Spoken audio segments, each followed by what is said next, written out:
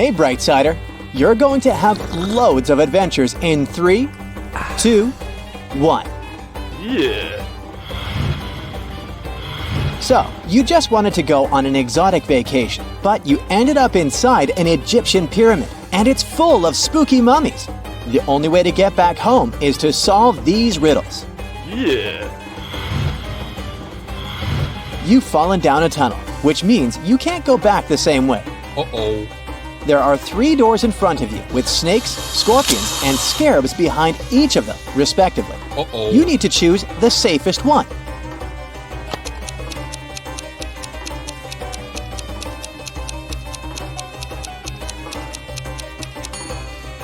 Hopefully, you know that scarabs are harmless, so you should pick the 3rd door. Soon, you spot 3 mummies, but just one of them is real. Uh-oh. Which one?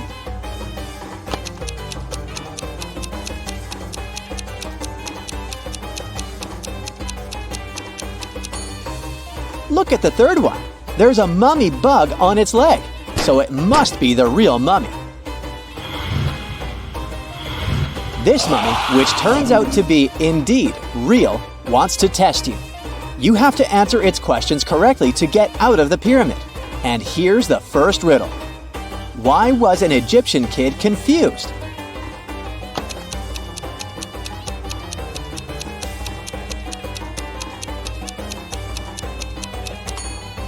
That's because their daddy was a mummy. What do you call Ryan Gosling disguised as a mummy?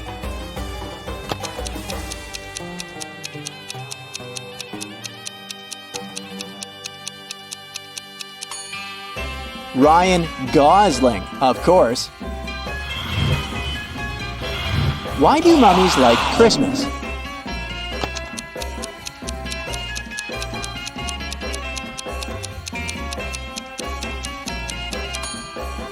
Because there are so many gifts and wrappings. That's why. You're finally free and can see your friends. Uh-oh, bad news. One of them is possessed, but you don't know which one it is. You can't bring them back home in such a state, so you gotta find out who is in trouble.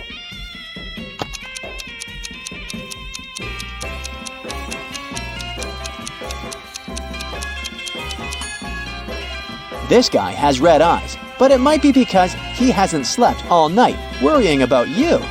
Your second friend has a weird green glowing aura around her. Can it be that sandwich she has in her pocket? It's surely gone bad, but look at this guy. His mouth looks weird. The right half is smiling when the left one isn't. Plus, his fingers seem to be dislocated. This is the friend possessed by a mummy spirit. Now, how about some short riddles you need to crack very fast? Ready? Let's start. Yeah. He has 1, a human has 2, a citizen has 3, population has 4, and personality has 5. What am I talking about?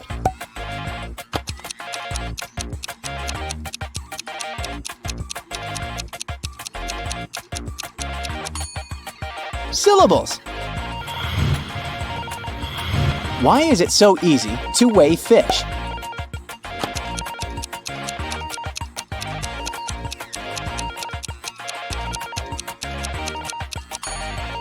Because they have scales. It can fly but has no wings. It can cry but has no eyes. Wherever it goes, darkness is following it.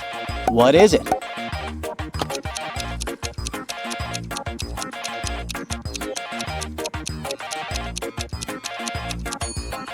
It's a cloud. I have one. You have one. If you remove the first letter, a bit is still there. Remove the second, and the bit remains. Try again and remove the third, but it stays. What is it we have?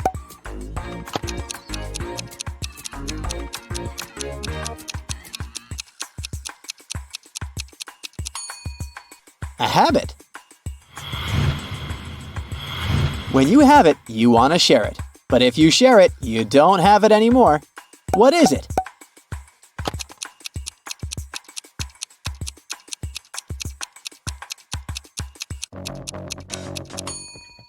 It's a secret. What kind of cup doesn't hold water?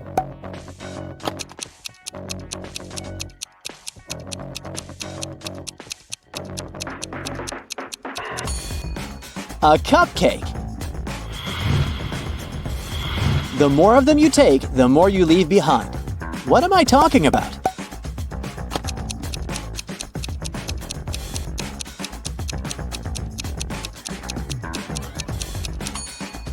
Footsteps.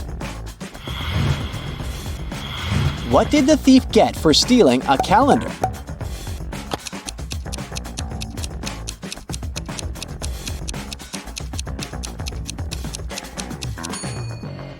"12 months.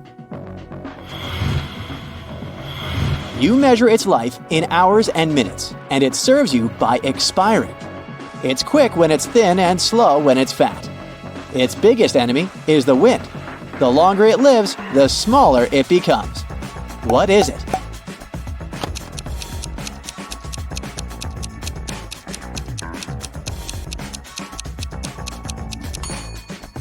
It's a candle. You can hear it, but you can't touch it. And still, you can control it. What is it?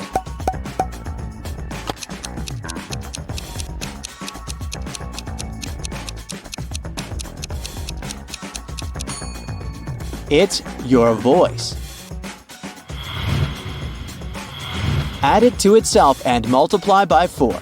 Then divide it by 8 and you'll have it once again. What number is it?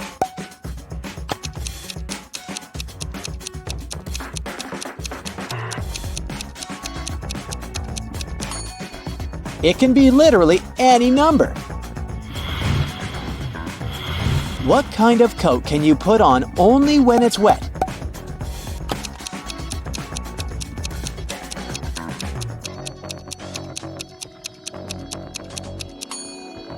The answer is a coat of paint. John ordered a fishing rod that cost him only $5. The only problem is that he lives in a country with very strict import rules. They prohibit shipping any objects that are longer than 3 feet. But John's new fishing rod is a bit bigger than that. It's 3 feet and 3 inches long. How can it be mailed to the man in one piece without breaking the rules?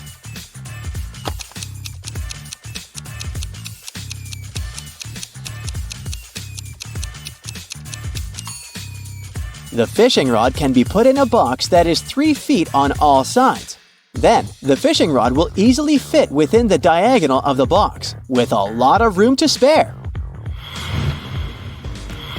Once, Mrs. Smith, Peter, Paul, and Patrick's mom heard a loud sound of shattering glass coming from the living room. She ran into the room and saw that her favorite vase was broken. She spotted a football. She asked her sons what had happened, and each of them told her his own version of the accident. Peter said that Paul hadn't kicked the ball. He added that he knew for sure that Patrick had done this. Paul said that Patrick wasn't guilty. He also added that he hadn't finished his homework. And Patrick said that Paul had broken the vase, and he knew for sure because Peter didn't play football at home. How can Mrs. Smith understand who broke the vase if the following is true? One boy lied in both of his statements. 2 boys told the truth.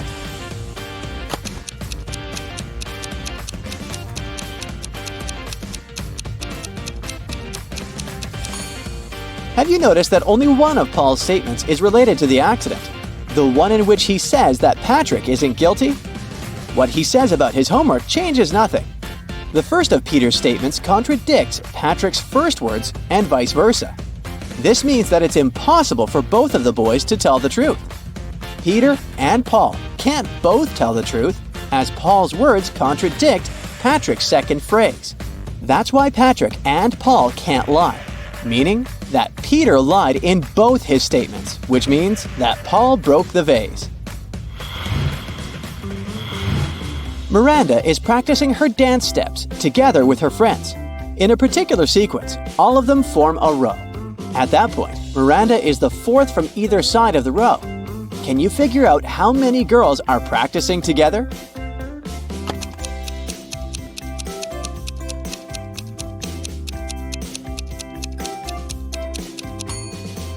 In total, there are 7 girls. Miranda is the 4th from either end of the row, which means there are 3 girls on one side and 3 on the other. Marta got into a trap set by a powerful witch. The girl got locked in a jail cell, and the only thing that could probably help her escape was a special magic elixir. Marta found 3 jars. The liquid from the first one could turn her into a superwoman. The second jar contained the liquid that turned people into zombies. And if Marta drank the elixir from the third jar, she would turn into a vampire. The effect of each elixir could last for half an hour. Which of them should Marta drink?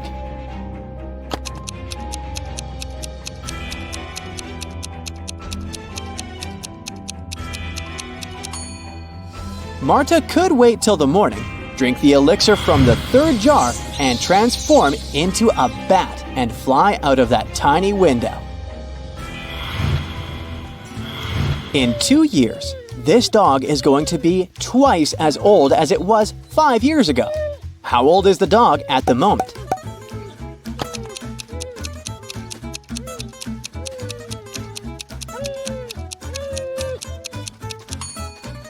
The pooch is 12 years old. Mia is 3 times older than Anna. 3 years ago, Anna was a year younger than Amelia is now. Olivia is twice as old as Anna. Put the girls in order of their age.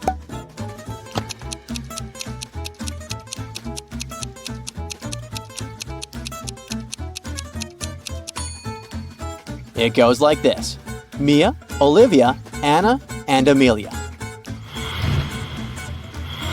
Physicists have built devices to move it very fast. The last 7 letters of its name can usually be found in newspapers, magazines, and journals. Can you figure out what I'm talking about?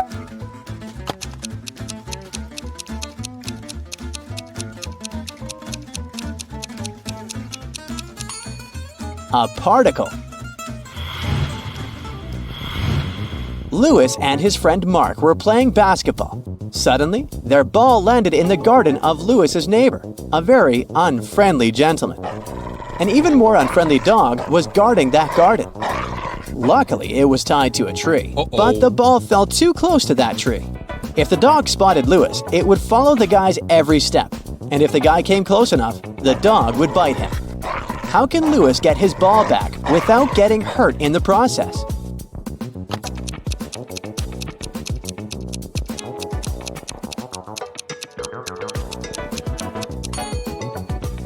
Lewis should walk around the tree, staying out of the dog's reach. The dog will keep following him until the entire length of the animal's leash is wrapped around the tree. Then, Lewis should grab his ball and run away.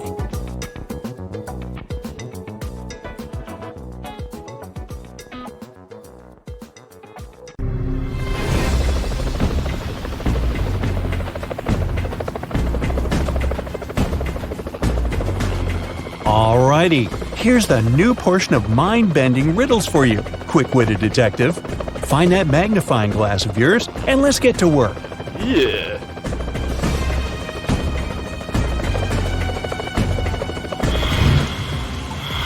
Tom disappeared at 10 p.m. on Friday in the fall.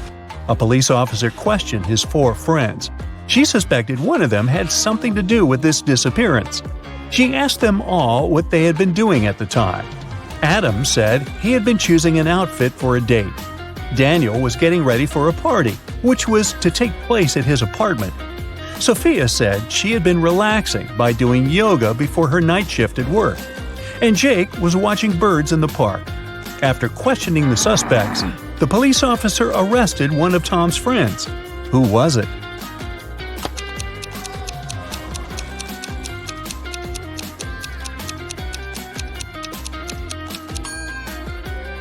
It was Jake. At 10 p.m. in the fall, it's too dark to see birds outside. Imagine being stuck in Antarctica.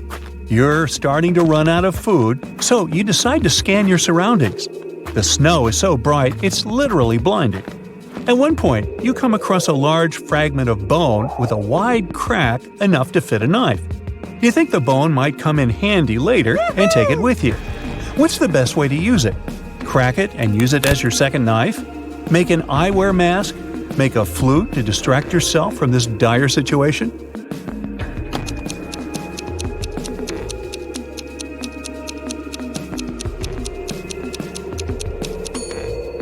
You should choose the second option. An eyewear mask can protect you from a big problem: snow blindness. Sunlight is reflected off the snow and ice in Antarctica and is likely to cause serious eye problems. Okay, this time you're trapped in a large abandoned castle. The lights are out, and there seems to be nobody around. You see 3 doors leading out of the creepy castle to safety. But behind the first door, there's a room filled with venomous snakes and spiders. Behind the second door, there's a sheer drop with sharp spikes at the bottom. And the third door opens to an electrified moat. Which door will you risk going through?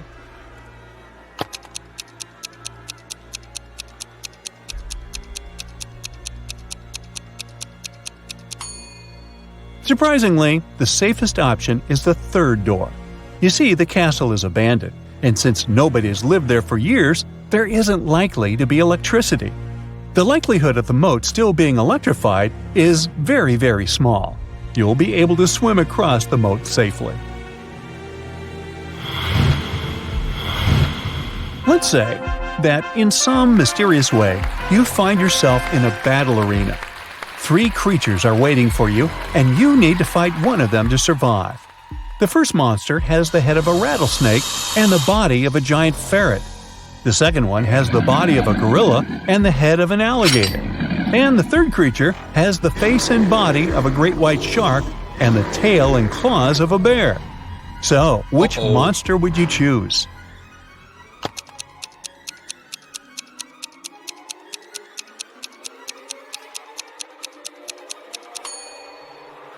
The first 2 monsters would be extremely dangerous opponents. Imagine how agile and venomous the snake ferret could be. And the gorilla gator would be too strong for you to defeat. As for the shark bear, you know that sharks have gills and can't breathe on land. So you just need to wait a bit, and this opponent would get out of your way on its own. Imagine a robber is trying to enter your house. You can only defend yourself through the letterbox in your door while they're trying to sneak a peek inside your house. What kind of defense would you choose? A tarantula and a 4-foot-long stick? A 3-foot-long bamboo pole and some frozen peas? Or a leaf blower, elastic band, empty paper roll, and several dozen fire ants?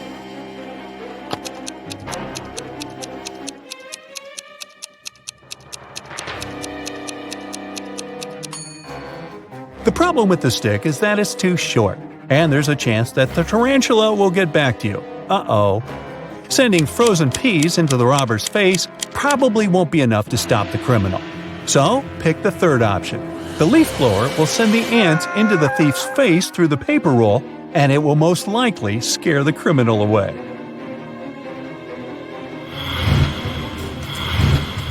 How about this mystery? A girl was 10 on her last birthday, but she will be 12 on her next birthday. How is it possible?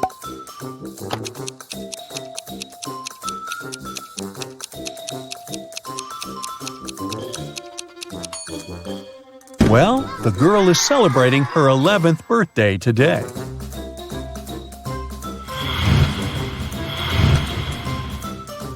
At school, in one of the classes, there were 4 pairs of twins. One day, all the students came to a school event with their parents, and it turned out that there were 85 people in total. Can you figure out how many students there are in the class?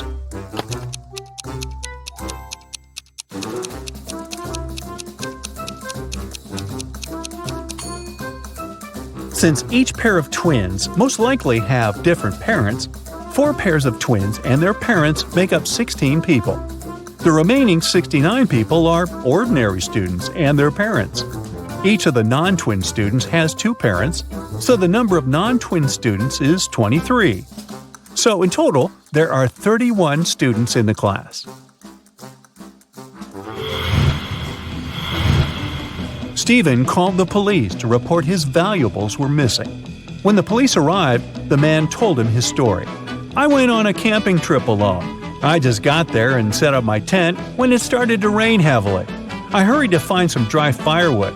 I left my bag with my wallet and all the documents inside the tent. When I came back, everything was gone." The police officers didn't believe Stephen and fined him for making a false call. How did they understand the man was lying?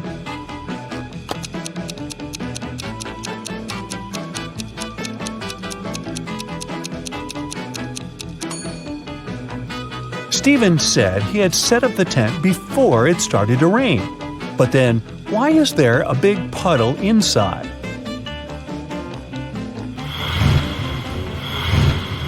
Two friends, Anne and Mary, went for a walk. Suddenly, it started to rain heavily. The girls saw a seemingly abandoned house and decided to take shelter there. When it stopped raining, the friends realized they were very hungry.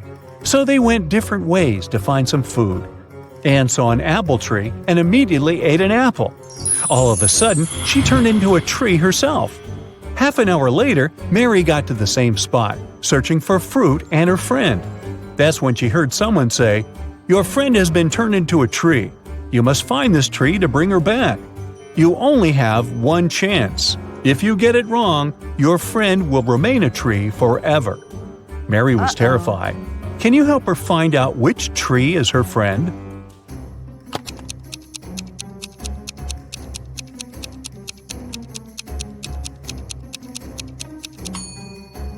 To crack this riddle, you need to think outside the box. Since it rained half an hour ago, all the trees in the forest are wet. The only tree that isn't wet is Mary's friend Anne.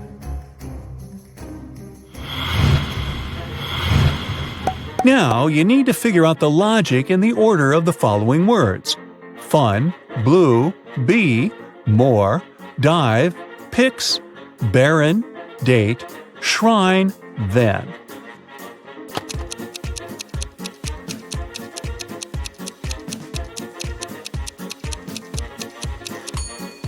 Actually, it's not hard at all as soon as you say these words out loud one by one. You'll immediately notice that every word rhymes with the number that specifies its numerical order. Fun 1, blue 2, bee 3, and so on. On a beautiful sunny morning, a vampire woke up pretty early and went to the bathroom to shave. He was in the middle of the process when he noticed in the mirror that he had cut himself. He had to go and look for his first aid kit. What's wrong with this story?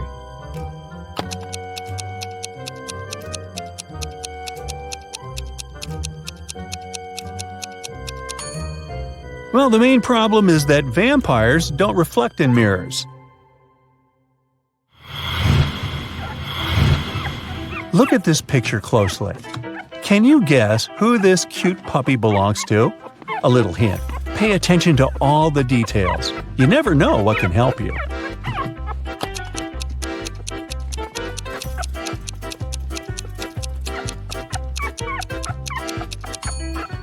The dog's owner is the boy in the middle.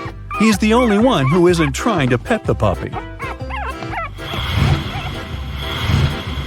And now, can you figure out what's wrong in this picture? Once again, pay attention to the tiniest details. Tick-tock, your time is running out.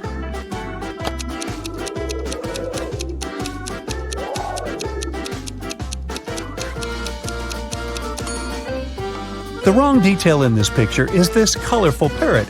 How did the bird get there? Parrots aren't known for their love of winter.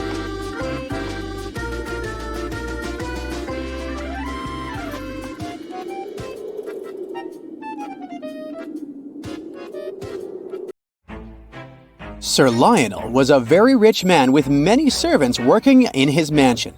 One day, as he was about to go on a business trip, his night watchman warned him not to board his flight.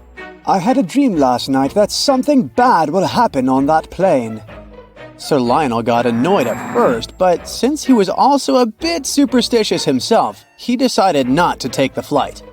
Later that day, as he was watching the news, he saw that his plane did get lost on a deserted island. Uh-oh. He first thanked his employee and then fired him. Why? Uh-oh.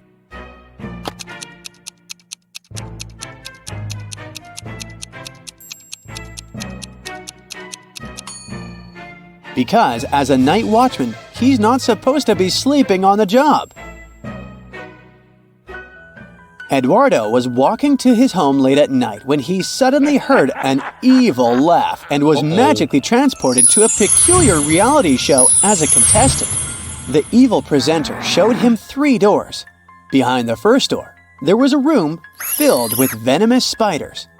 The second door opened to a chamber containing toxic gas. The third door revealed a space with the floor covered in sharp shards of glass. In which room will he have a better chance to survive?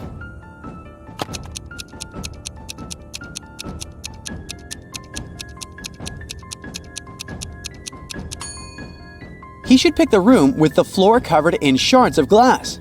See? He has his boots on. Those can protect him from getting hurt.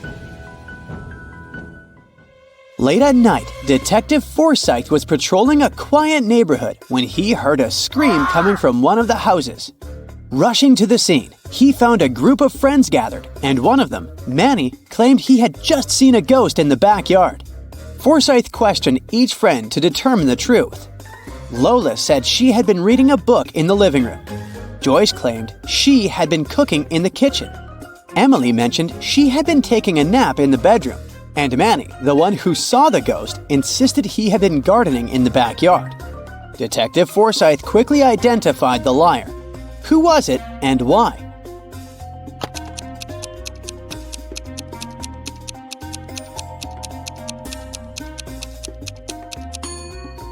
It was Manny. Uh-oh. His claim of gardening in the backyard was false because it was late at night. And if you take a closer look, there are no garden lights to illuminate the area.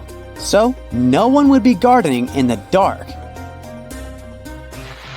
You are listening to your favorite radio program, I'm a Survivor, in which one of the listeners who participates in the weekly questions gets a chance to win $5,000. This week, you finally decided to try your chance. So, you call the program and the host gives you your question. In which situation do you have more chances to survive? If you're falling from a 10-story building, or if you find yourself surrounded by a swarm of bees. Can you win the $5,000?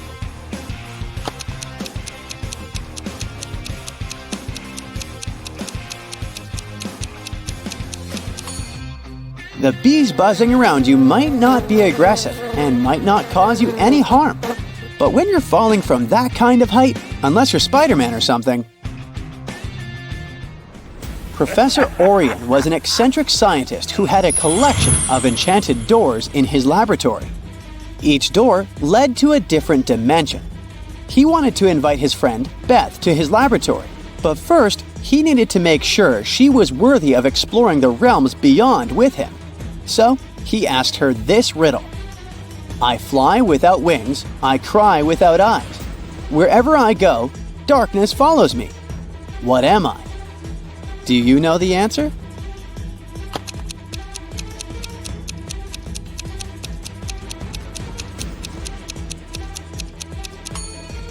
The correct answer is cloud. Jason was about to graduate, but his faith was going to be determined by whether or not he could pass his algebra test. When he got his exam paper, this was the only question his professor asked. If it takes 30 men 30 minutes to dig 30 holes, how many minutes does it take one man to dig one hole? Can you help Jason graduate?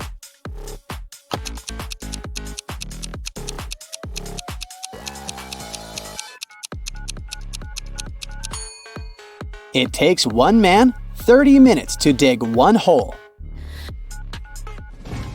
Rose bought an old mirror from the antique store. But when she brought it home, the mirror pulled her inside and transported her into a magical castle with no escape. After checking every room to find an exit, Rose discovered 3 doors in the dungeon that could help her go back home. However, behind the first door, there was a raging fire. Behind the second door, there were thousands of venomous scorpions. And behind the third door, there was a pitch-dark maze filled with underground holes one could easily fall into. Which door should Rose choose?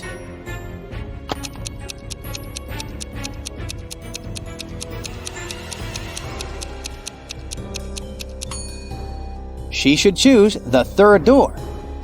See the wood branches on the floor? She can take one and turn it into a torch and go through the maze. This way she can see the holes and avoid them. In the town of Puzzleville, Master Albert held an annual event known as the Night of Riddles. Every year, when the clock struck midnight, he asked the crowd one particular riddle, and the one who could answer it correctly would be crowned the Riddler's Apprentice. This year, he asked, "What is the one question you cannot truthfully answer yes to?" Can you answer it and win that title?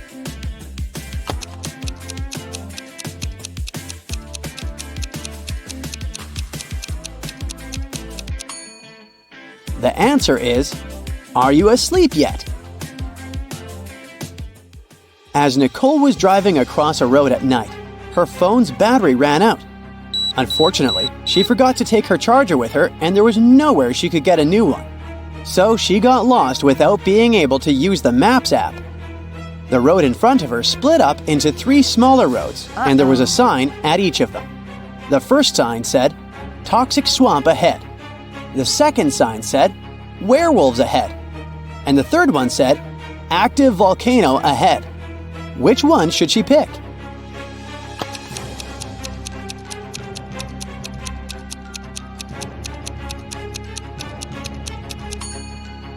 It might be a cloudy night, but you can still catch a glimpse of the moon, which is not full. So she should pick the second road, since werewolves won't be there during this time of the month at least. In the futuristic city of Cyber Harbor, people communicate through holographic messages. Xander received a hologram from an anonymous sender with a cryptic riddle. Only if he could answer the riddle correctly that the sender's identity would be revealed to him. What is always in front of you but can't be seen? Can you help Xander discover the true identity of the sender?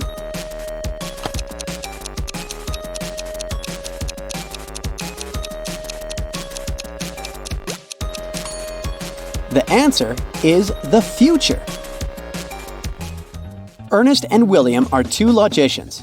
They both pick a whole number from 1 to 30 inclusive. The following conversation occurs between them. Ernest: "Is your number double mine?" William: "I don't know. Is your number double mine?" Ernest: "I don't know. Is your number half mine?" William: "I don't know. Is your number half mine?" Ernest: "I don't know." William: "I know your number." Considering all the statements are true, what is the number Ernest picked, and how did William know?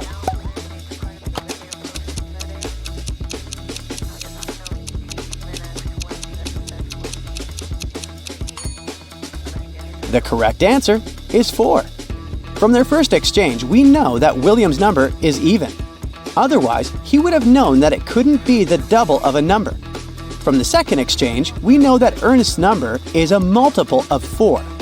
Otherwise, he would know that it couldn't be the double of an even number. From the third exchange, we know that William's number is 14 or less. Otherwise, he would know that it couldn't be half of the largest possible multiple of 4.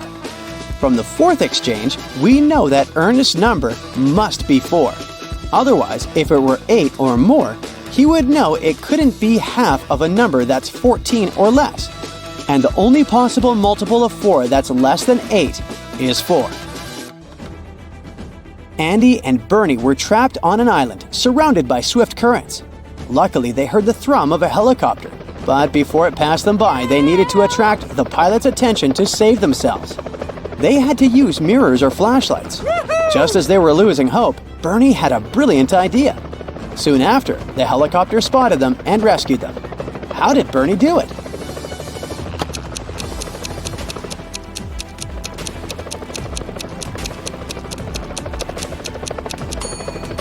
Look at all the tropical, large, colorful leaves and flowers around. He used them to create a makeshift SOS sign on the ground.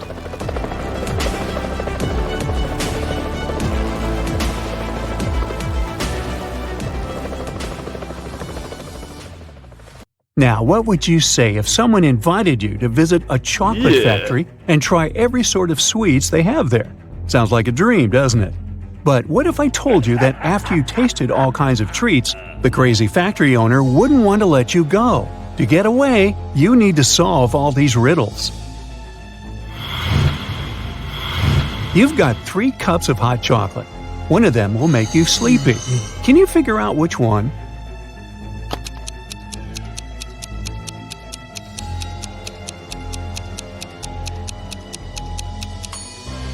Only one of the cups isn't steaming. Must be because it's an iced drink. The insane chocolatier must have put sleeping pills in the ice cubes. Don't drink it. Now the factory owner wants to play a short riddle game with you. If you solve all the brain teasers, he'll give you the keys and let you go home. So let's begin. How do you spell candy in just 2 letters?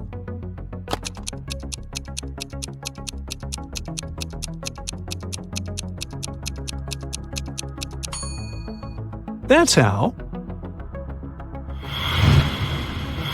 What do you call a bear with no teeth?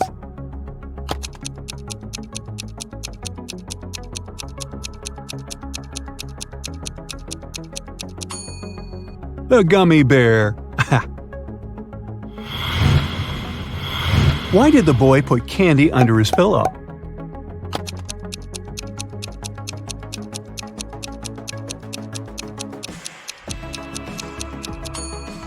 Because he wanted to have sweet dreams. What types of beans don't thrive in the garden?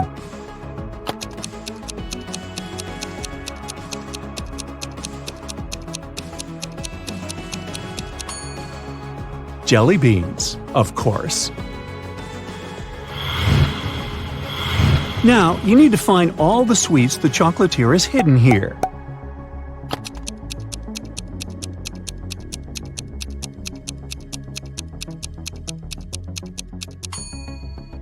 Pancake, donut, ice cream, candy, and cookies. Well done! To get further, you need to choose the right door to get through. You've got a keychain that says 4, but there are only 3 doors in front of you. Which door should you choose?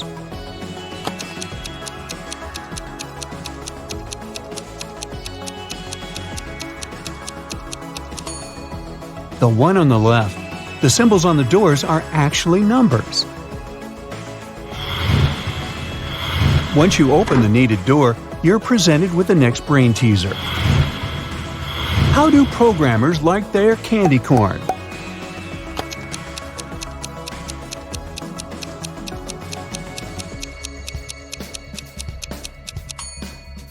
Well, bite-sized. What type of candy is never on time?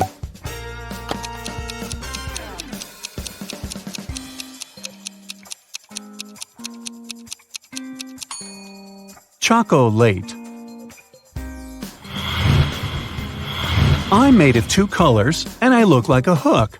You'll give me a lick, but I'm not something you cook. What am I?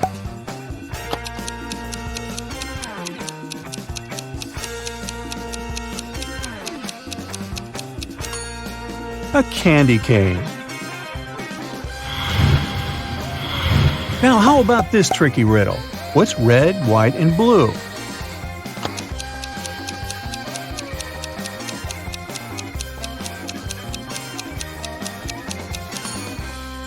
It's a sad candy cane. A group of men walks into a candy store. There are 2 fathers and 2 sons. They each buy a candy bar for 50 cents. The total for all the candy bars is $1.50. How is it possible?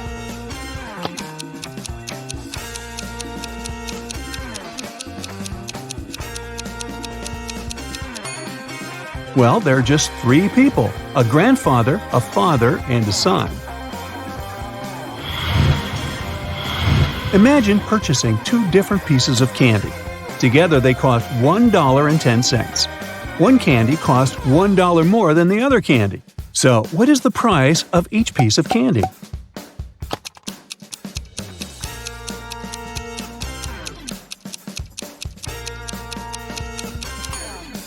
One is 5 cents and the other is $1.05. What does a candy cane say to another candy cane during a strong storm?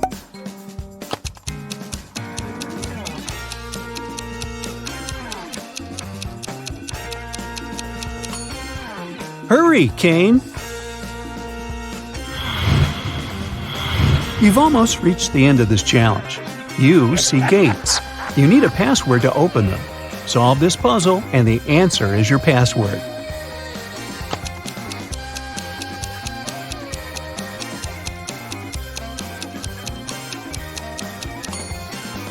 The answer is 20.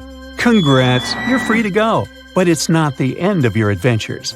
Now you need to play the role of a detective and help some people who are in trouble. An important secret document is missing, and Justin has to find it before his boss comes back from his vacation.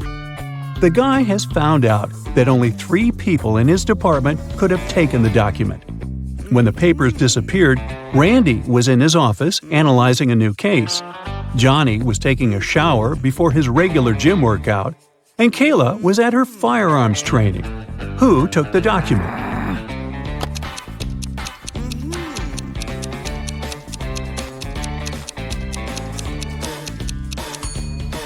It was Johnny. Hey, who takes a shower before a workout? Detective Robinson was invited for dinner at a suspect's house. The potential criminal offers him 3 dishes to choose from. The detective examines the dishes very attentively. Look at them and say which dish is safe to eat.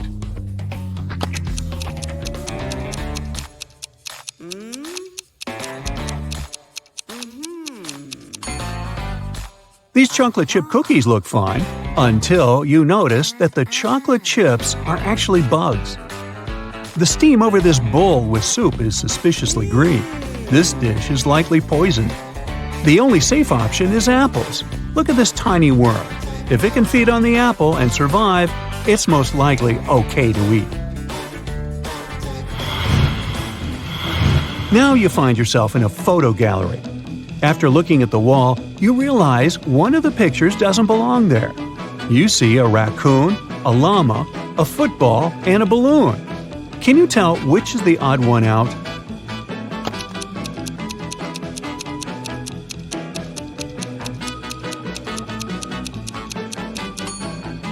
It's the llama picture. The other 3 objects have 2 double letters in their names, but the llama only has 1 double. Linda is in a cafe with her boyfriend, and their date isn't going very well. At one point, they both get angry and start fighting. Suddenly, their waiter comes up to their table and hands something to Linda. It's a note with a strangely written word. Linda is confused. What does it mean? Can you figure it out?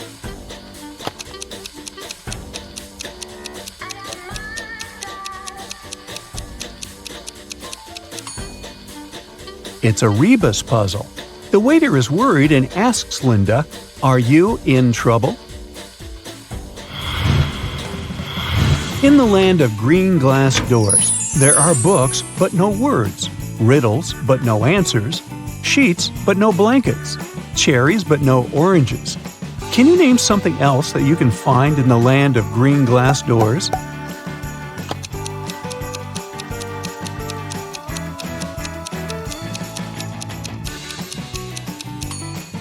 It can be any word that has double letters in it. If you take your friends to the movies and you're paying, what is cheaper? To invite 2 friends at the same time or to invite 1 friend twice?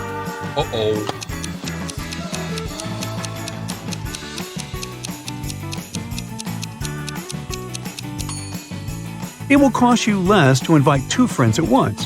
This way, you'll have to buy 3 tickets. If you invite one friend twice, you'll pay for 4 tickets. A police officer called Mark was questioning Mary, a suspect in a tricky smuggling case. The girl refused to talk. At one point, she shouted, "I'll drown my phone in this cup filled with coffee, and you'll never find out the truth."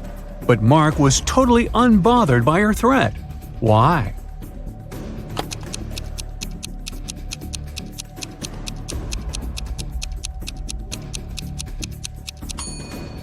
The cup was filled with coffee beans. They would do no harm to the gadget. Once, a bank was robbed. The police suspected that one of the bank's security guards had helped the criminals. A police officer came to question 3 of them.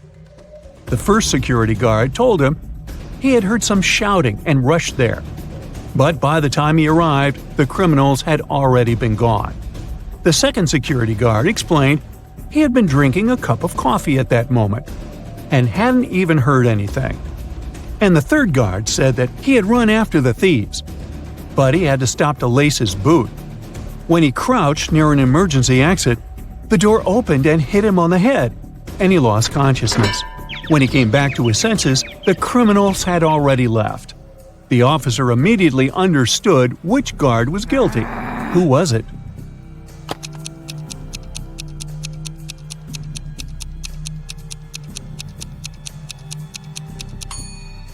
It was the third security guard. All emergency doors open outward for safety reasons. Detective Roland finished his working day and decided to drop by his favorite coffee shop. But while he was ordering his cappuccino, someone took his wallet. He only saw a man's retreating figure. The detective ran after him and saw the man driving away in a black car. Roland jumped into his own car and started following him. He couldn't drive too fast since it was raining. In a few minutes, the black car disappeared around the corner. When the detective got there, he saw 3 similar black cars parked in front of an apartment building. It didn't take him long to understand which car belonged to the thief. How did he find out if he didn't see the man's license plate?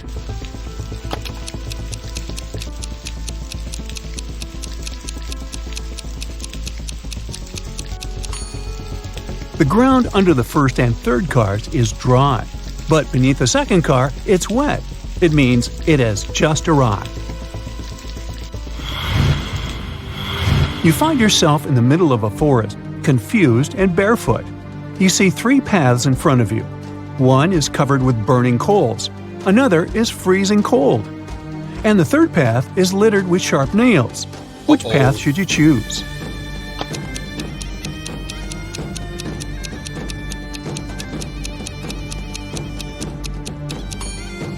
Pick the second path. All that ice is bound to be gone soon. It's too close to hot coals.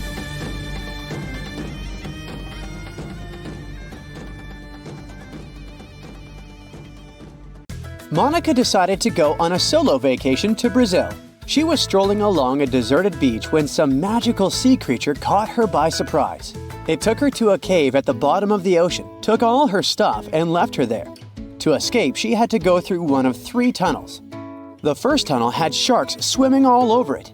The second tunnel had poisonous underwater snakes. And the third tunnel had a pirate shipwreck. Which tunnel should she choose to go through?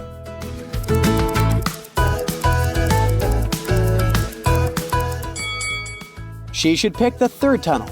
Sure, it's a pirate ship, but it's already sunk and it won't pose any real threats. Anna decided to throw a costume party and invited all her friends. 2 couples decided to dress up as vampires, but one of these couples is made of real vampires. Take a look at the image.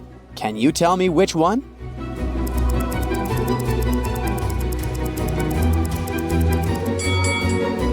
It's the second couple. They are vampires. They don't have any reflection in the mirror, do they?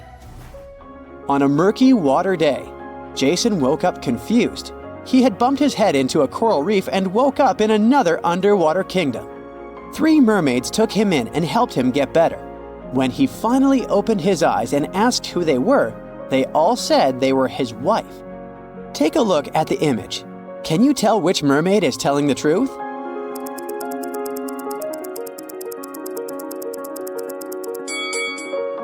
If you look closely, the third mermaid to the right is wearing a shellfish ring similar to the one that Jason is wearing. This must mean she's his real wife and the other two mermaids were lying. In the Wizardry School of Ninth, students are getting ready for a philosophy test. They're pretty good at doing magic, but they haven't developed their theoretical skills too much. The teacher, Mrs. Woodland, prepared a relatively easy first question for them. It asked, "What is the phrase that makes you happy when you're sad and sad when you're happy?"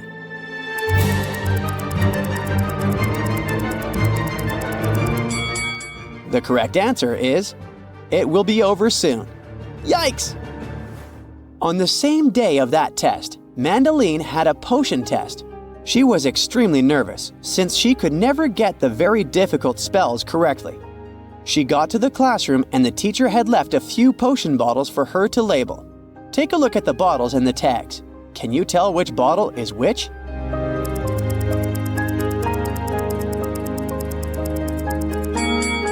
Our first clue lies in the bottles themselves. The first bottle is for the freezing potion. It freezes anything it gets into contact with. The second bottle carries a potion for making people stronger.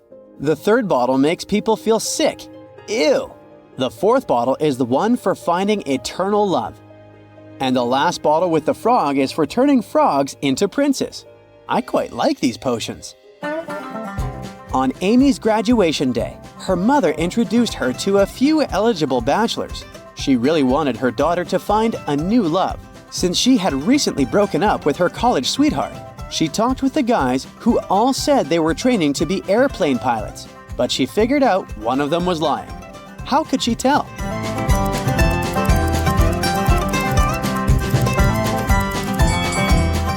Take a look at the first guy. He's wearing glasses, which means he can't be a pilot.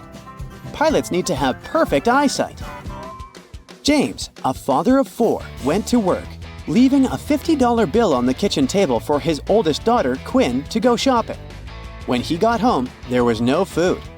Quinn said she hadn't been able to go shopping because he hadn't left any money. James asked his other 3 kids to come down and question them. Beverly said she saw the money on the table but didn't touch it. Kenneth said she opened the window and put the money under the book so it wouldn't fly away. Owen said he'd put the bill inside the book between pages 57 and 58. Can you tell who's lying?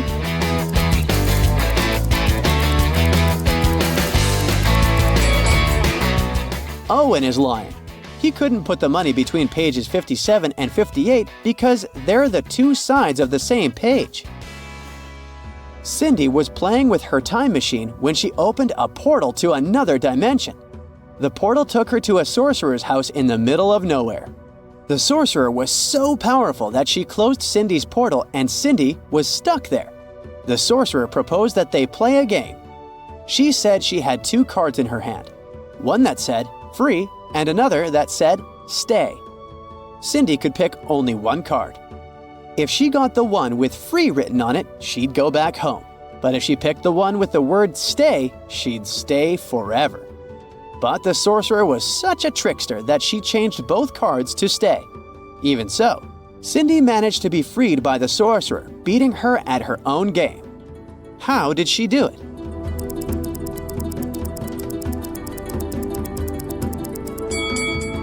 Cindy anticipated what the sorcerer would do, so as soon as she picked the first card, she threw it in the fire, saying it was by mistake. That way, the sorcerer would have to show her the remaining card was stay, which meant that the one she had burnt had to be the card with free written on it. Way to go, Cindy! After Colton was shipwrecked, he found himself on a deserted island. Luckily, he still had his pills with him. There are 2 blue pills and 2 red ones.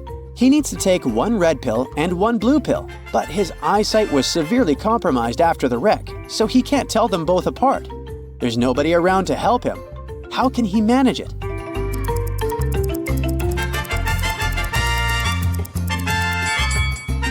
Colton should break each of the 4 pills into half and eat 4 halves of each. This way, he'll take exactly 1 red and 1 blue. Last week, Sophia attended the town's much-anticipated masquerade ball. She chose to show off her mother's vintage diamond necklace. But during the event, she noticed her necklace was gone.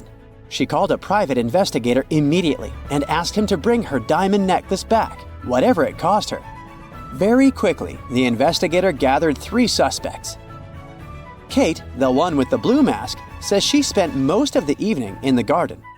Bianca, wearing the green mask, insists she was in the bathroom when the theft occurred.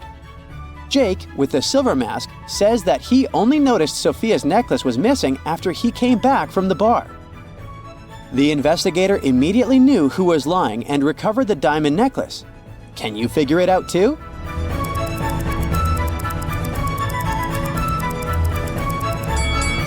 How did Jake know the exact moment the necklace went missing? It must have been him. Plus, take a look at his pocket. It looks like there's some triangular-shaped object in there, doesn't it? Luke was an adventurer, and on his latest trip, he went to Vietnam. There, he came across an ancient treasure map. The map led him to a remote island where a legendary treasure was said to be hidden. But the treasure's location was protected by a series of cryptic symbols. He needed to find it to unlock the treasure. Take a look at the encoded message that appeared and help Luke figure out a pattern that will take him to the treasure. The message said, "Carrot, sun, astronaut, filled you room."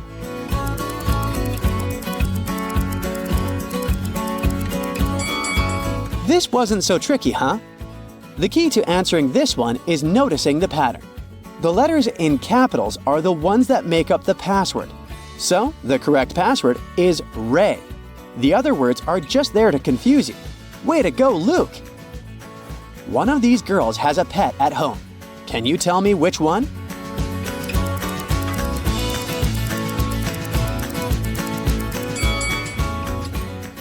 It's the one in the middle. She's got scratches all over her arm. So Bobby arrives at the railway station to go visit Granny. The train takes 3 seconds to enter a tunnel which is 1 mile long. If it's traveling at the speed of 120 miles per hour, how long will it take to pass completely through the tunnel?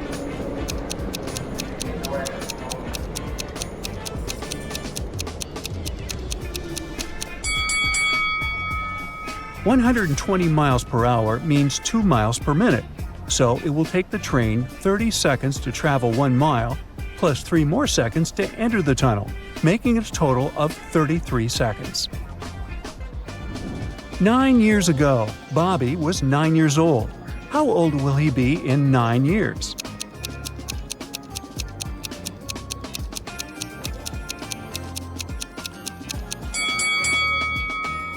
If Bobby was 9 years old 9 years ago, it means he's currently 18 years old. Thus, in another 9 years, he will be 27 years old.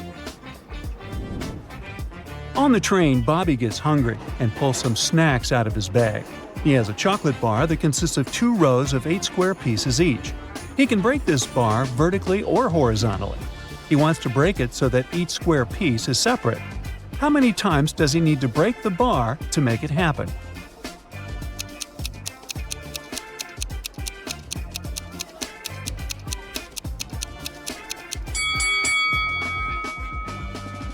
Two times 8 equals 16. So if we separate each chocolate piece, we'll get a total of 16 pieces. Thus, you need to break the bar 15 times. Bobby arrives at the village. He's walking toward Granny's house. Suddenly, Bobby notices that her neighbor has a new angry dog. It's fastened to a tree.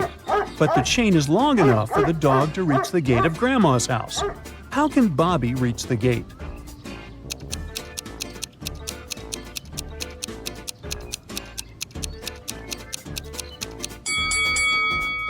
Bobby should run around the tree in circles. The dog will follow him and eventually get wrapped around the tree. After that, the gates will be out of the dog's reach. Bobby enters Granny's house. Can you spot 3 mistakes in this picture?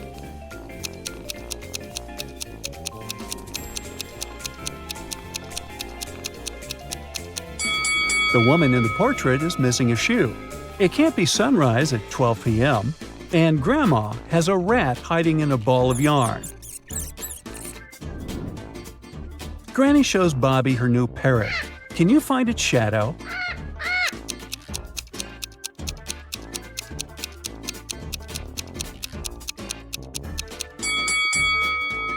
Only the fourth shadow is correct. Granny asked Bobby to paint her living room. Can you find 5 words in the newly painted room?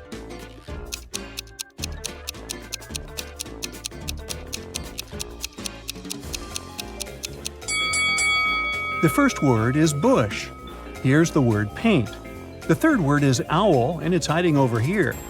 Bucket is the fourth word, and the fifth word, broom, is over here. Bobby hears the doorbell ring. He opens the door and sees 3 grandmas with treats. These ladies are neighbors who came for tea, but one of them isn't human. Can you guess who?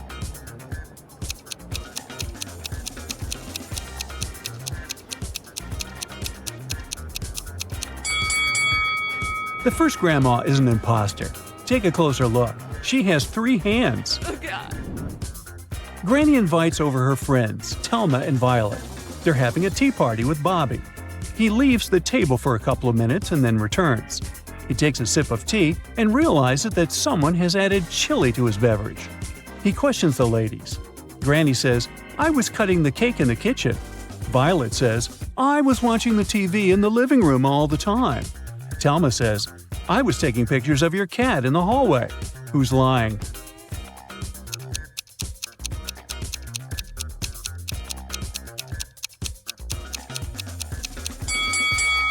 Violet. There's no TV in the living room. Grandma's cat hid somewhere inside the house. Can you help Bobby catch it?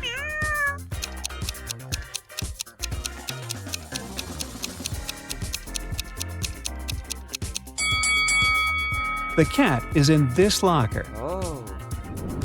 Later that day, Granny asked Bobby to help her with canning some fruits and vegetables. Eventually, she gets tired and goes to bed. Bobby promises to finish everything by himself. Oh no, he lost the recipe. Bobby only remembers that there should be an odd number of identical ingredients: 1, 3, 5, and so on. Which ingredient doesn't belong here?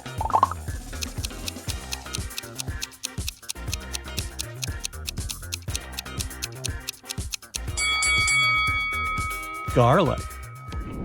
What about this set of ingredients? Can you sort any of them out?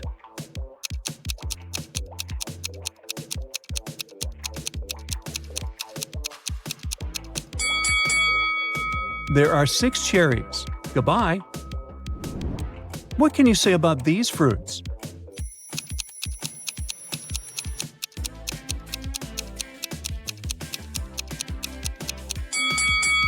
Apricots don't belong here. Bobby runs out of jars, so he goes to the barn to grab some more. Unfortunately, Granny put a combination lock on the barn door. Bobby looks around and finds a note with a hint. Can you help him crack the code?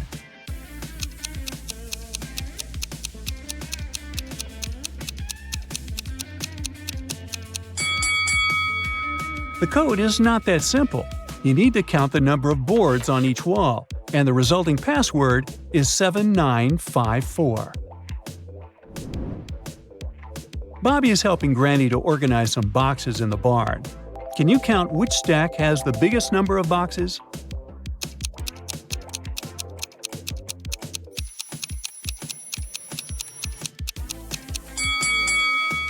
It's the first one.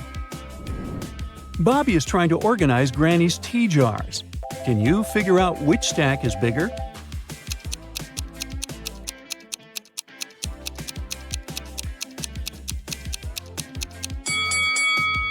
This stack has the largest number of jars. And now Bobby's task is to spot the largest stack of pots. Can you help him?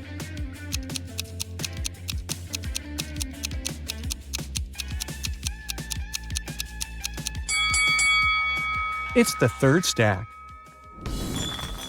Bobby's Granny knows a little magic. She gives him a task to mark these 6 bottles with her potions. Can you help him?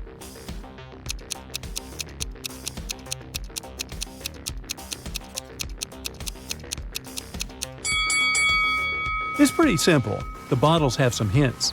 The first bottle is filled with some teeth-whitening syrup, and the second one with frog broth. The third bottle is filled with super-strength tea, and the fourth has an eternal love potion. The fifth bottle is for endless wealth, and the sixth one contains some freezing fluid. It turns out that Bobby's grandma has a dragon egg in her barn. It's very rare and expensive. That's why she hid it among toy eggs. So only one of these 7 eggs isn't fake. Grandma asked Bobby to find it. Here's a hint. It should have some pink color on it, and there are no bubbles on the shell. Also, the egg isn't in the middle, and it's not next to the blue egg. So, where's the dragon egg?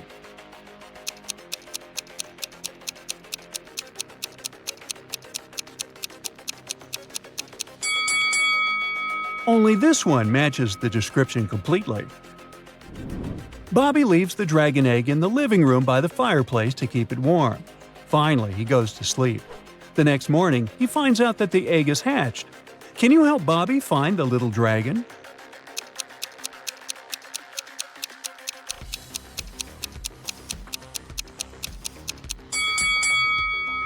It's over here on the shelf. Suddenly, the doorbell rings. Bobby opens the door and sees 2 gardeners. One of them is an imposter from another planet. Can you guess who?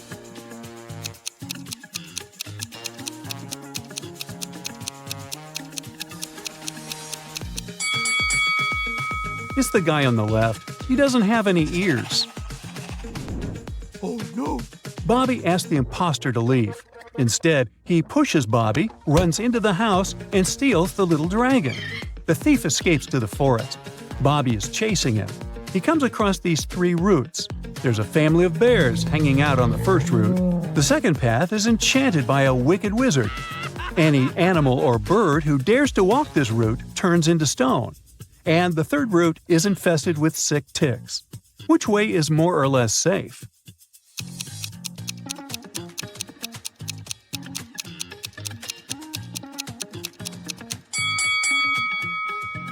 The second way is good to go. The spell only works on animals and birds, not on people. Bobby finds the thief's spaceship in the field. He sees the dragon in a cage nearby. Can you help Bobby crack the 4-digit code to unlock the cage?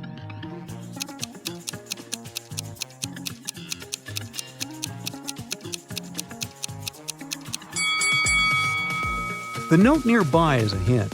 Earth is the 3rd planet from the Sun. Mercury is the first one, Mars is the 4th, and Venus is the 2nd. So the code is 3142. Bobby rescues the dragon and brings it back to Granny. He decides to go home by car. The entire trip will take him 100 miles. First of all, he drives 30 miles to a gas station and fills his tank fully. Then he drives another 15 miles until he reaches the car service center. After that, Bobby drives 20 more miles and makes a stop near a small hotel. That's when Bobby realizes that he has already used up exactly 1/2 of the gas tank. What do you think he should do? Keep on driving home or turn around to the gas station?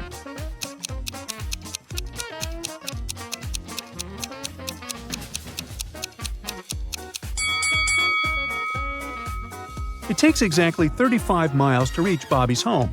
And if we count how many miles ago Bobby was at the gas station, it's 35 as well. It means that the gas in Bobby's car will run out exactly at the moment when he arrives home. So he definitely shouldn't go back to the gas station. Serena is a private investigator. This year, she decided to spend her vacation at a fancy ski resort. Serena arrives at the main gates and takes a look at the entrance. Then, she turns around to tip her taxi driver. After that, she returns to the gates and spots 3 changes. Can you also see them?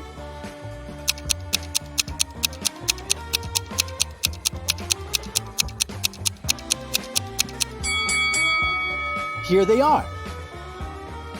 Serena enters the hotel. 3 porters offer to carry her bags. But one of them cannot help Serena with her luggage. Can you guess who and why?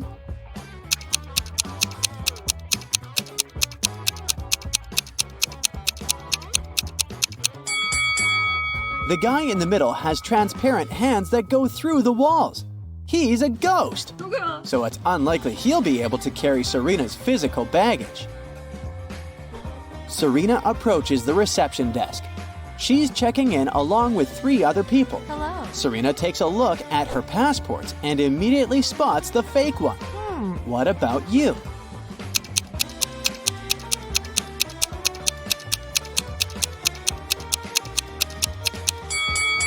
The second guy's picture is black and white, but it's not a crime. The third lady's document also looks fine, but the picture of the first lady has snow-capped mountains in the background. No matter what country she's from, the background in the passport photo should be plain, so this ID is fake. Yeah. Finally, Serena receives a key card for her room. She goes there right away, but unfortunately, the door doesn't open. Serena returns to the reception to complain. She sees another lady complaining about the very same thing. Can you guess what's going on here?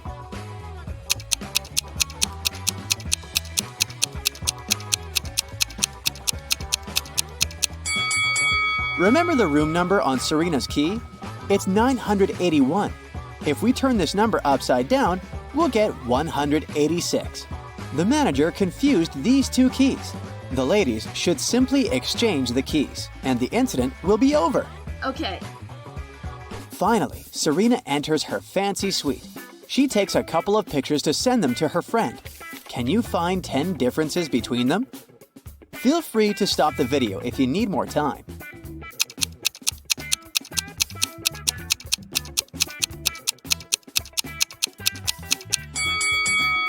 Are you ready to see the answers? Here are all 10 differences. Serena unpacked her bags to go skiing. Oh no, she forgot her hat at home. Serena goes to the local winter sports store to purchase a new hat. Which items don't belong here?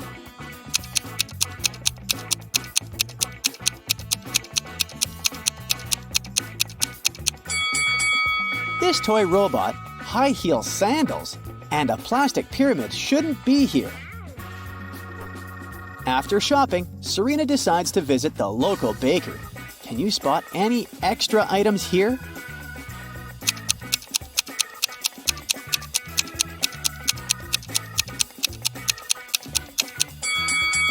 This can of pet food and a dog bowl doesn't belong here, as well as this cat tree. Finally, Serena is in her ski suit.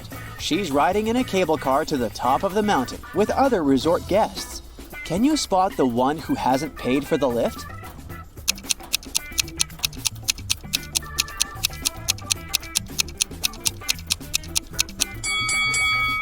I bet this little mouse didn't pay for the ride. The fire alarm wakes Serena up in the middle of the night. One of the cottages on the territory of the ski resort caught fire. Oh no. Luckily, all the guests and staff members are safe. Serena finds 3 suspects. One of these people started the fire for sure. Can you guess who?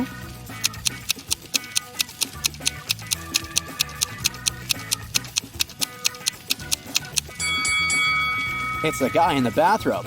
He's hiding a bottle of fire starter liquid in his pocket. Oh my god. In the morning, Serena goes to the breakfast buffet. There are 4 croissants on the tray. One of them is made of plastic. Oh. Can you spot which one?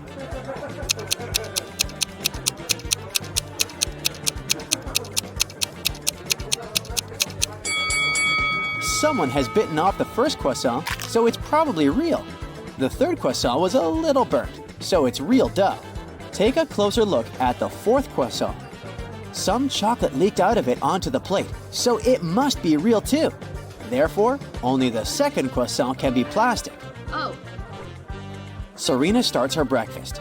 A young lady named Maya is eating with her husband, not far from Serena's table. Suddenly, Maya gets sick and faints. Oh my God. Her husband calls doctors and they arrive immediately. They conclude that Maya has eaten something poisonous. The husband says, "It's impossible. My wife didn't eat or drink anything today except for the breakfast on this table. I ate it too, and I feel fine." The doctors test the food, and surprisingly, it's perfectly fine. Oh. Serena has already cracked this mystery. What about you?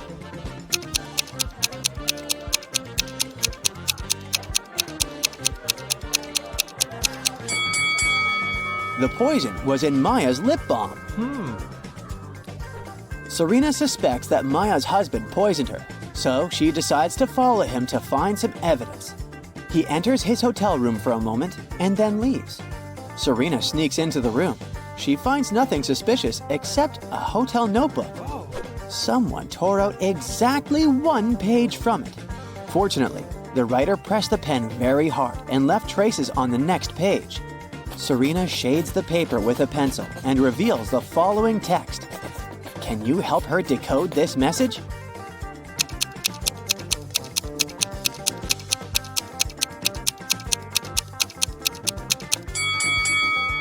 If we read this text backwards, we'll get Maya is in the hospital. Finish the job. Oh my god. Serena rushes to the hospital to get ahead of the criminal. She enters Maya's room and faces 4 clowns. One of them is the criminal, and the rest are just actors who perform all over the hospital to uplift the patients. Can you spot the imposter?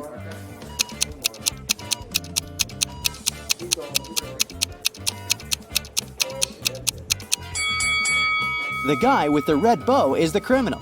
He sneaked it from the decorations in this room because he was rushing to disguise himself.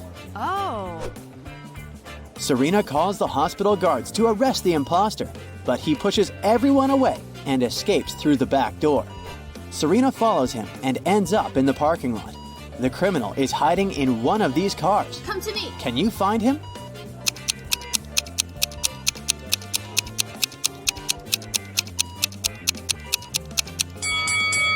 These 3 single cars seem empty and they don't have any signs of break-in. Meanwhile, someone is moving in the back of this pickup truck. Busted!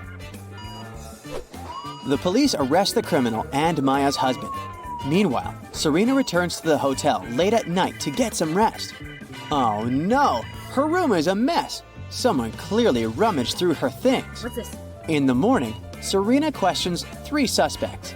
The cleaning lady says, "Yesterday afternoon, I changed your bed sheets, washed coffee stains off the carpet, and left." The manager says, "I sent a repairman to fix the sink in your bathroom, but I myself didn't enter." The repairman says, "Last night I visited your room to fix the sink. Your stuff was all over the place, but I just thought you were a messy person." Who's lying?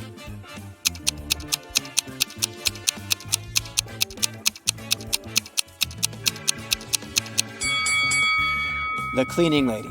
She said she had removed the coffee stains from the carpet, but they're still here.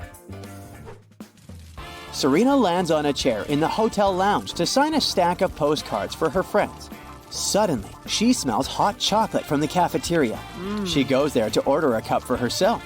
In a couple of minutes, Serena returns to her chair. Oh no! The postcards are gone. She questions 3 people nearby. Mike says, "I was reading a book all the time, so I didn't look around." Richard says, "I was taking pictures of my girlfriend Stella. You can take a look if you don't believe me." And Stella says, "Richard is telling the truth. I was posing for the camera. Why would I pay attention to your stuff?" After hearing their stories, Serena knows for sure who's guilty. What about you?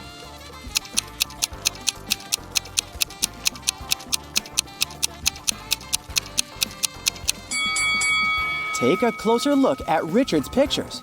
Stella is in front of a fireplace. If we zoom in, we'll see the postcards in the fire.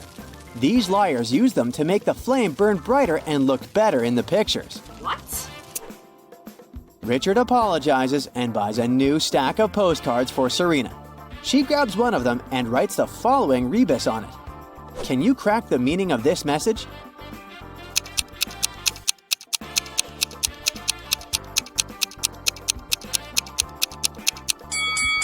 To infinity and beyond. Serena is having small talk with Mike. She asks about his hobbies. Instead of answering, Mike draws the following rebus. Can you crack it?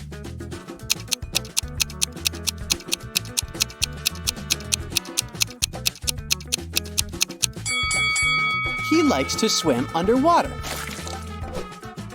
Serena says, I see you like puzzles. Crack my riddle and I'll get you a huge cup of hot chocolate. Mike agrees. Here's the riddle. The task is to replace the question mark with the correct letter.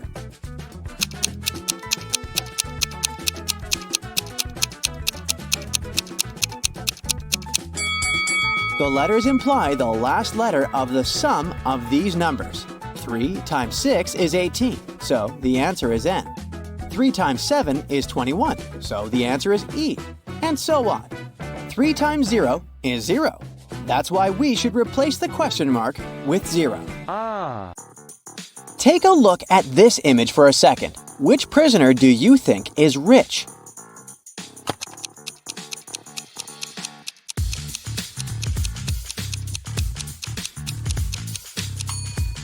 Let's see. It can't be the first guy since his food is partially rotten. It looks like the other inmates don't really like him, and he doesn't have a lot of power inside the prison.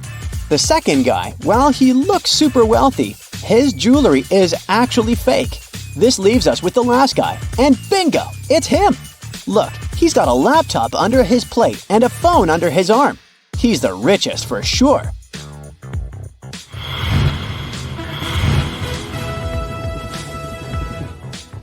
Susie was invited to take part in a pop-up riddle show. She needed to answer one question correctly to win $1,000. She was extremely nervous when the game show host asked her this question. How many numbers are on a clock? Can you help Susie figure out this one?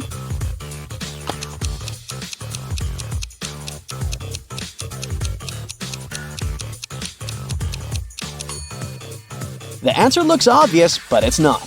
You need to do some math. The correct answer is 15. It doesn't work if you simply stare at the clock and say there are 12 numbers. You see, the numbers 10, 11, and 12 are made up of smaller numerical numbers, so the correct way to count it would be in a clockwise fashion. 1, 2, 1, 2, 3, 4, 5, 6, 7, 8, 9, 1, 0, 1, and 1. Phew! A local thief was running around playing tricks on some neighborhood stores. On a Saturday morning, he walked inside Mrs. Buchanan's shop and stole a $100 bill from the counter when she wasn't looking. He grabbed a shopping cart and filled it with $70 worth of goods. He paid for everything with the $100 bill he had stolen and even got $30 back as change. How much money did the store owner lose in all of this?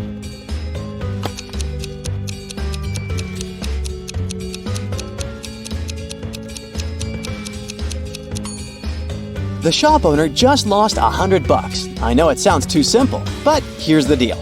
In total, the store owner lost $70 worth of merchandise, plus the $30 she gave as change. So yes, she lost $100. Maya was roaming through the multiverses when she ran into a gatekeeper guarding a green door. She said she needed to go through the door in order to access her original timeline, but the gatekeeper would only let through those who answered his riddle. He told her that some things can go through the green door while others cannot, and she needed to figure out what all of the things had in common. And then he tells her, "You can come through the door with a carton of eggs, but not with a box of donuts. You can pass through it with a gallon of skim milk, but not a quart of it. You can bring with you some bamboo, but not jade, orchids, philodendron, or ivy. Sadly, you can't come through with dogs and cats unless they're still puppies and kittens." Can you help Maya figure out the pattern in common with all of these things?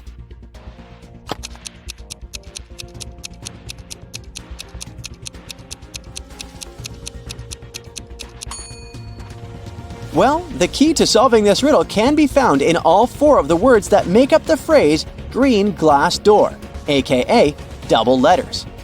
If something is spelled with double letters, it can go through the green glass door. If there are no double letters in its name, then it can't. Mark went to the farmer's market to do his weekly grocery shopping. He stopped by the egg stand and the owner was feeling chatty, so he challenged Mark to guess the answer to a riddle. He told Mark, If I had 4 eggs and a thief gave me 3, and my rooster laid 5 more, how many eggs do I have? "Can you help Mark figure out the answer here?"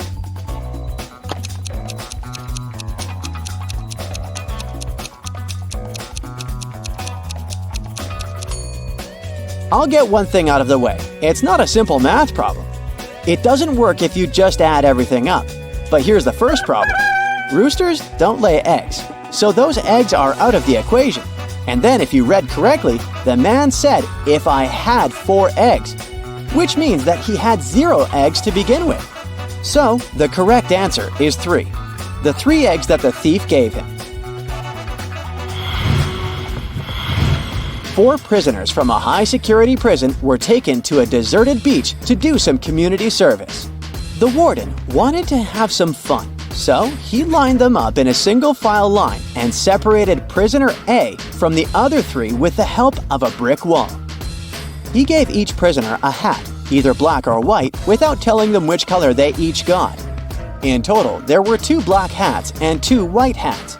He told them that all prisoners would be sentenced to prison for life, except they could guess correctly which color of hat they had in under 10 minutes. The prisoners weren't allowed to confer with each other, and they weren't allowed to move around or change positions. They got super nervous, of course, but they had no other option than to play the game. Luckily, just before the clock struck 10 minutes, one of the prisoners guessed correctly their hat color. Can you guess which prisoner it was? P.S. There is only one correct answer.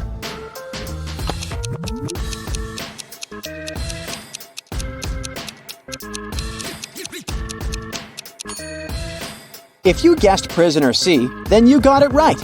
Let's see why. This riddle can only be solved through a process of elimination, and 2 of the prisoners, prisoners A and B, can be eliminated right off the bat. That's because neither one of them can see any of the other prisoners, so neither possesses any information with which to make a more certain guess. That just leaves us prisoners C and D. When prisoner D remains silent and doesn't take a guess, prisoner C deduces his own hair color. He deduces that he and prisoner B must be wearing different colored hats.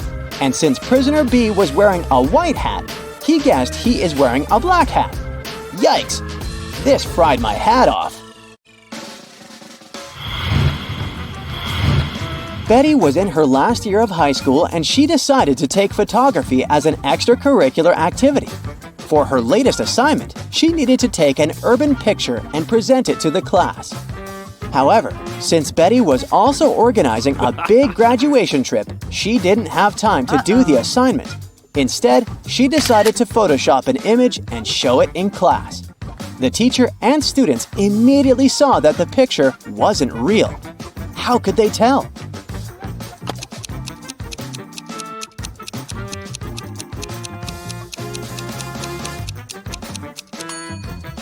Well, because that person over there has 2 heads.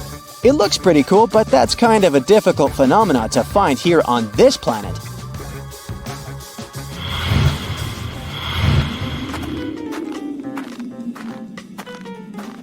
Three people decided to spend their vacations in Antarctica. Bianca had some trouble with the harsh weather, but felt it was worth it in the end. Pablo had a great time photographing the penguins for his social media page. And Helena got to do some fishing while she was there. On the last day of their trip, passing through airport security, one of them got caught trying to take a penguin with them in their backpack. Take a look at the picture. Can you tell who it was?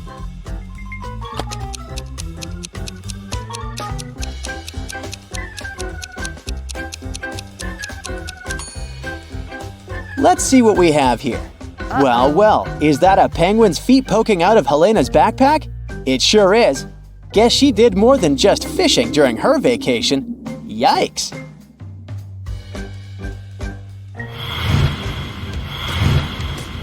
December 5th is Bloomfield Town's Contest Day. For this year, the mayor picked bakery as the theme, so contestants needed to bake the best dessert to win. The only rule was that the bakers couldn't use sugar in their recipes, only natural sweeteners. When the mayor went to judge the 4 finalists and pick the best dessert, he immediately disqualified one of the bakers, saying they had cheated. And he did that without even tasting the desserts. Take a look at the contestants and see if you can spot the cheater.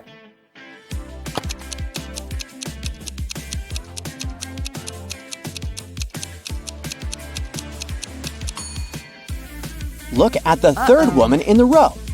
Her cake is literally covered in powdered sugar. She was disqualified because she broke the no sugar rule.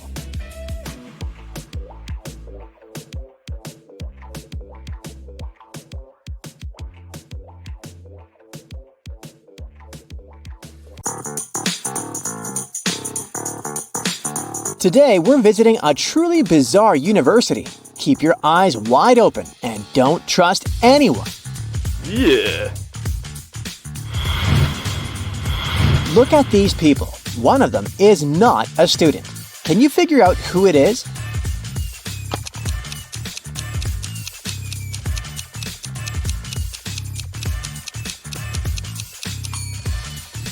This lady in black is a supernatural creature.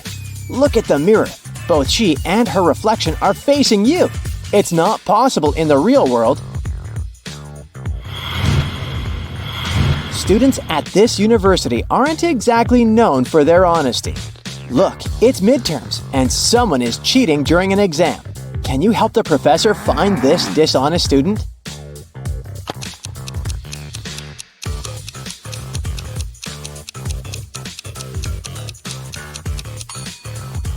It's this guy. He has answers written on his arm.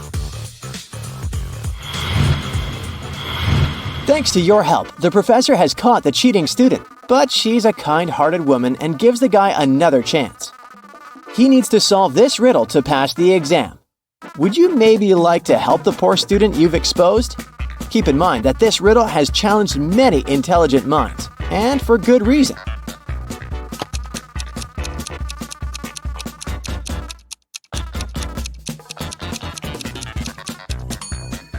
The missing number in the third circle is 225. The numbers in these circles seem to be completely random at first glance.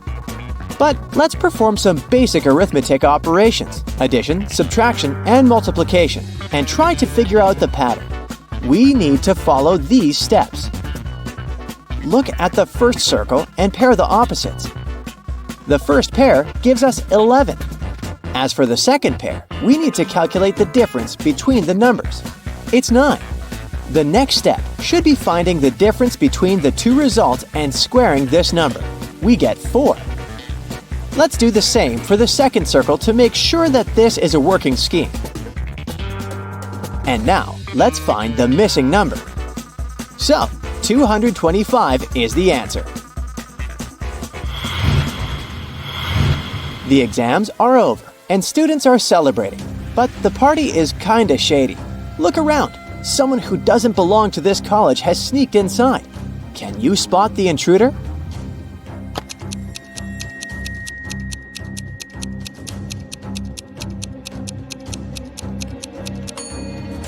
Look at this young lady. Her feet don't seem to be touching the ground. She must be a ghost. During the holidays, supernatural beings occupied the college, and now they're haunting the students. Even worse, someone has bitten your friend. Which of these people is a vampire?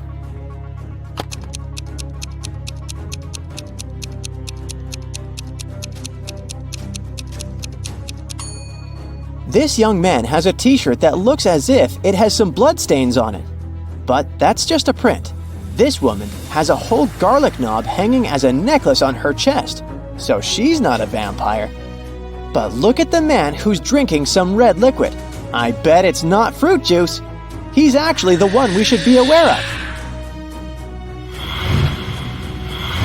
Imagine coming back to your dorm and finding out that your roommate is missing. Plus, everything around you looks kinda suspicious. Strange sounds, weird smells. Is your roommate hiding some terrible secret?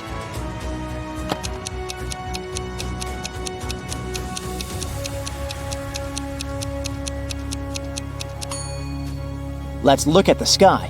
See that full moon? Now, pay attention to the walls and the floor of your room. You can notice scratch marks and chunks of fur here and there.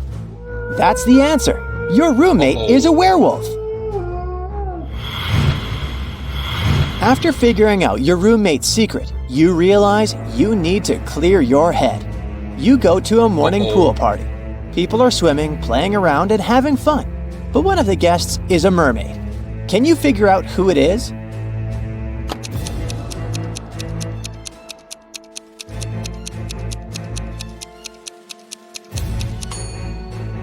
This girl just pretends to be a mermaid. She even has matching makeup. This guy is wearing special gloves with membranes between the fingers. The mermaid is actually this girl who's staying as far away from the swimming pool as possible. She's even wearing a raincoat. All because if even a small water droplet touches her skin, she will get her tail. It's time to go back to school, only to find out that one of your professors is possessed. Who is that?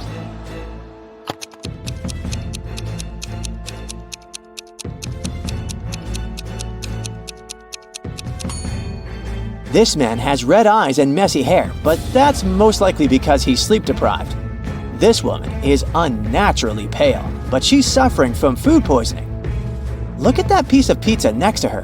It sure doesn't look fresh. At the same time, the guy on the right has two shadows instead of one. He's definitely possessed. Okay, now let's move on to something less supernatural, but no less tricky. Imagine having to empty a jar of milk and a jar of water into a bowl.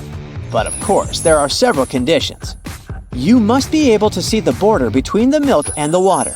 You must be able to separate the milk from the water. And finally, you aren't allowed to use any kinds of dividers to keep these two liquids apart. How can you do it?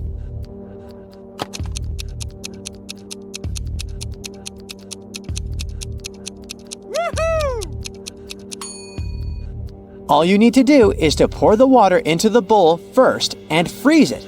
Now all that's left to do is to add the milk. In the city where people are keen on brain teasers and riddles, 4% of people don't list their phone numbers. So if we select 40 random people from the phone directory, how many of them will have unlisted numbers?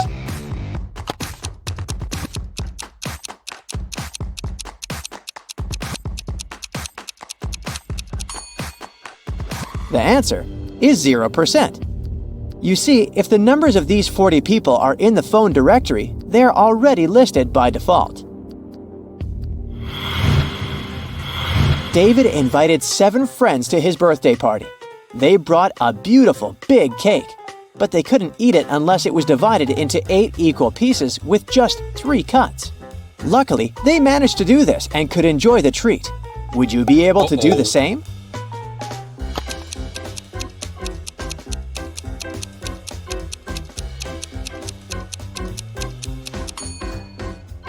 To fulfill this task correctly, you need to follow the next steps.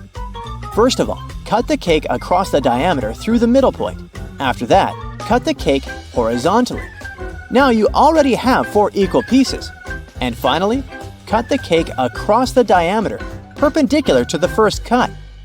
There you go, 8 equal pieces and just 3 cuts. Now, look at the poor guy. One of his friends has pulled a paint bucket prank on him. Look at the rest of the people attentively and try to figure out who it was.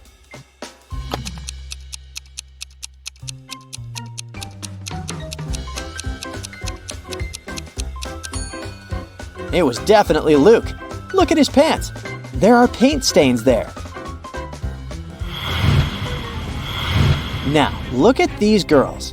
They're in a dark basement tied with ropes. Who is going to be the first to escape?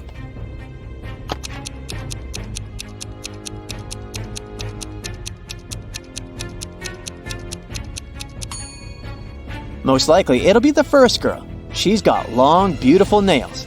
She's bound to have a file to look after them. It can help her cut through the rope. There's been a robbery on the train, and one of these people is hiding the stolen goods. Who can it be?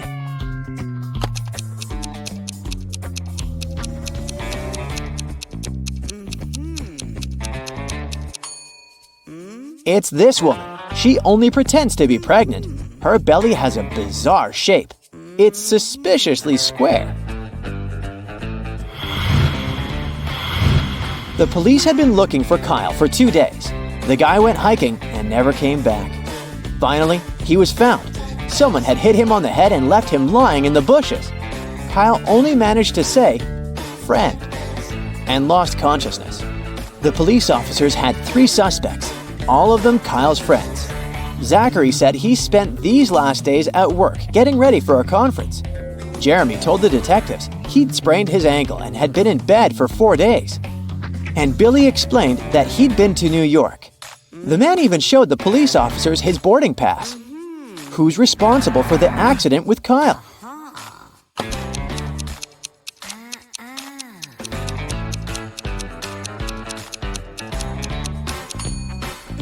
Billy showed the police just one boarding pass from Chicago to New York. Then how did he get back from New York? His story sounds fishy. Jordan was very late for a job interview, but when he drove up to the office building, he found out there were no free parking spaces. He decided to leave his car a bit farther from the entrance. But even though there were several other vehicles in that area, parking was prohibited there. Luckily, Jordan came up with an idea and didn't get fined. What did he do?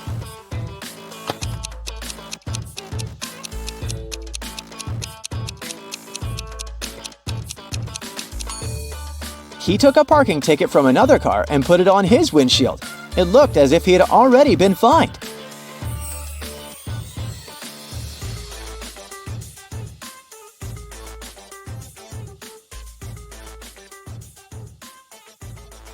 Hey, hungry for some new riddles? Okay, here they are. Let's start with this uncomfortable situation that happened on an airplane. On a flight from Denver to San Diego, a flight attendant noticed a woman in an orange jumpsuit. "You're a prisoner!" she screamed, and she was about to report it.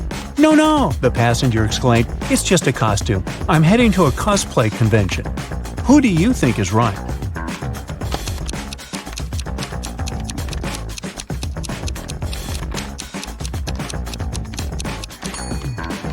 I'd believe the passenger. She's headed to San Diego, and there are many cosplay conventions there. But also, look, her jumpsuit looks new, as if it hasn't been worn. But more importantly, there is a ticket to the convention lying by her side. Tom is about to cross a railroad bridge when he spots a big truck right in front of the underpass. It's not moving. Tom stops and asks the driver what happened. The truck is 1 inch higher than the indicated height of the underpass, the driver says. "Unfortunately, this is the only road to my destination, and I am not sure what to do now. I must make the delivery on time, and the clock is ticking." What can the driver do to get through the underpass fast?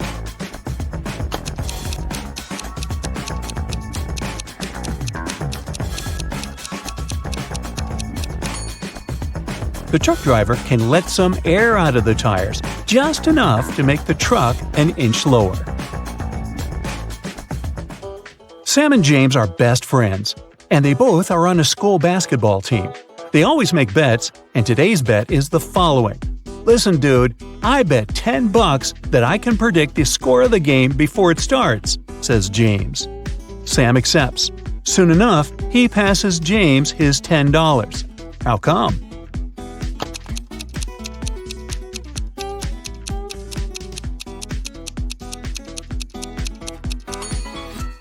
The score before the game is always 0-0. That's what James said. Here's another bet, but you need to think outside the box to find the solution. Alex was at a carnival and went to a magician's booth. The man told Alex, "If I write your exact height on this piece of paper, you'll have to give me $5. If I make a mistake, I will pay you $10. Alex agreed and then lost his $5. How did the magician win the bet? Especially since he's just a fraud and has no magical powers whatsoever.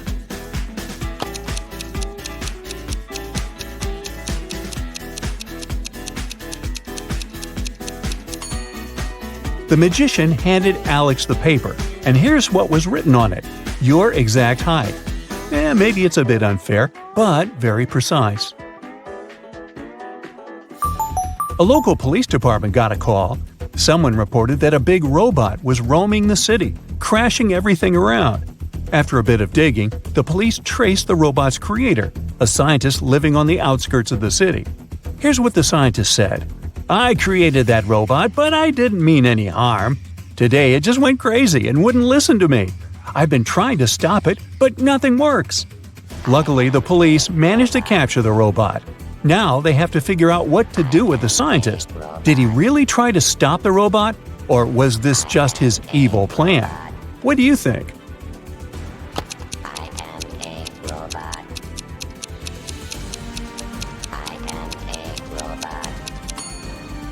Look, the switch on the robot's body is in the off position, yet the robot still functions.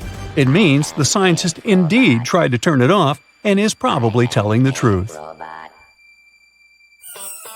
Now, let's train your eyes a bit. We're in a city of superheroes, and almost every house here is owned by some well-known superhero. I'll show you different interiors, and you have to figure out who the house belongs to. Deal? Alright then, here's the first one. What's your guess?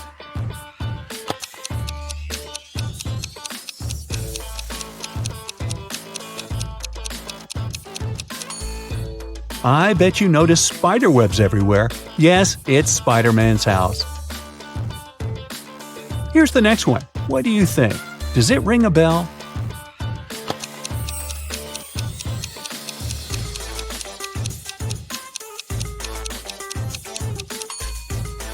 Have you noticed those boots in the corner and a lasso?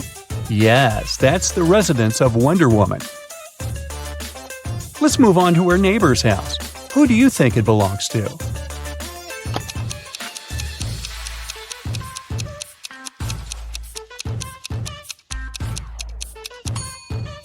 Have you noticed this big hammer? Yeah, it's Thor's house. Okay, let's move on. Here's the interior of yet another house in the area. Can you guess who it belongs to?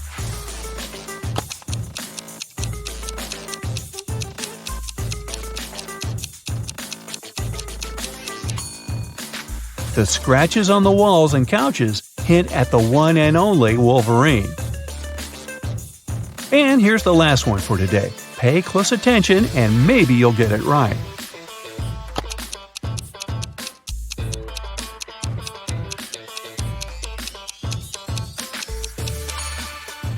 Well, the one living here is a patriot, with all those American flags all over the place. And there's a shield over there. Yes, of course, it's Captain America. Now, it's your turn to be a superhero. I'll show you two situations, and you'll have to decide who you need to save and who can manage on their own. You ready? Here's the first pair. Maya is running late and taking a shortcut on her way to school. Emily is driving to her aunt's house. Who should you save? Which one of them is in danger?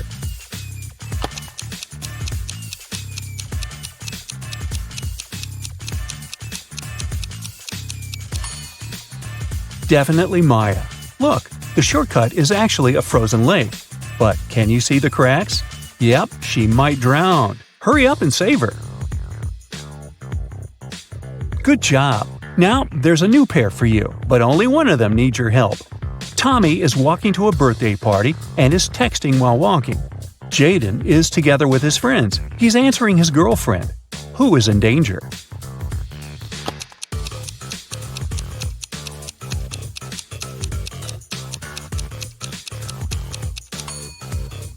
Both guys might fall into the maintenance hole on the way, but at least Jaden is with his friends. They'll probably notice the danger and warn him. Tommy is alone, so he might need your help.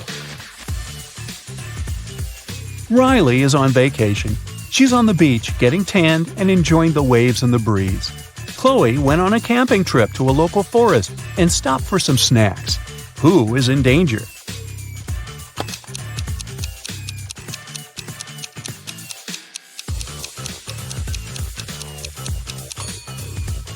It's Chloe. It's not safe to eat unknown berries. And these ones are definitely poisonous. Just look at the poor bird that obviously munched on those. You need to come and stop the girl. Okay, off to the next case. Liam is strolling through the city, and Wendy is jogging in a local park. Who is in danger?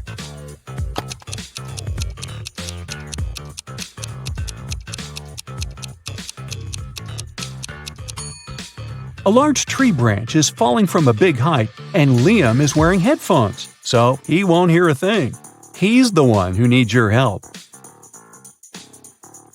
Okay, here's your last superhero case, so look carefully. Leah and Mary went for a walk in the woods and encountered a bear. Long story short, the bear is now chasing them. Which one of them really needs your help?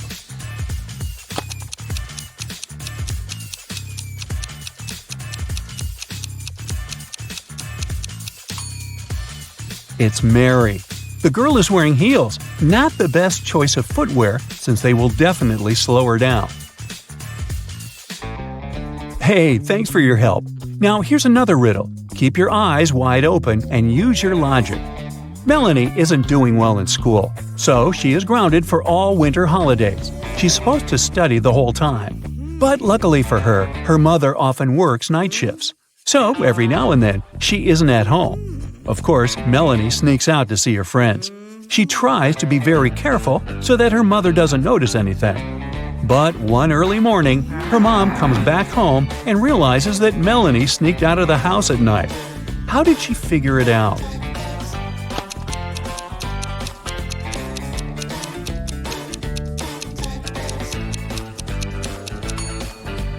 Look, Melanie's car is the only one in the neighborhood that's not covered in snow. It means she used it not so long ago. So I can see that you can connect the dots well. I have another task for you. You see, there are a few suitcases that got lost at an airport. I'll show you what's inside, and you'll have to guess the professions of those who the suitcases belong to. Deal? Okay, here's the first one. What's the profession of its owner?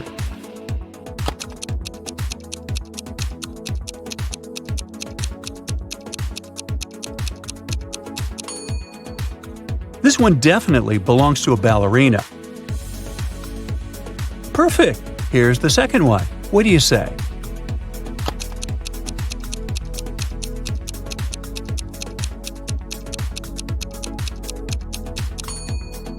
It must be a photographer's suitcase. Good job! Here's more, and it's harder. Any ideas?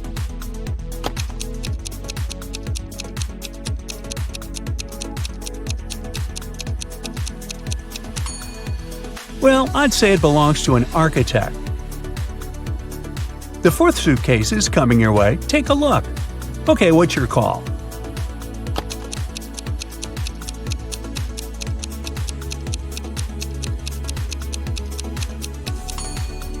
This one probably belongs to a police officer. Great! What about this one?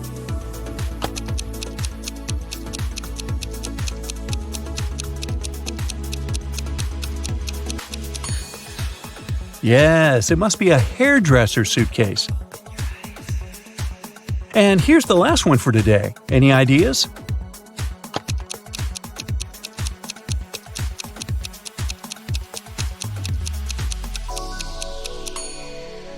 I'd say it belongs to a pilot.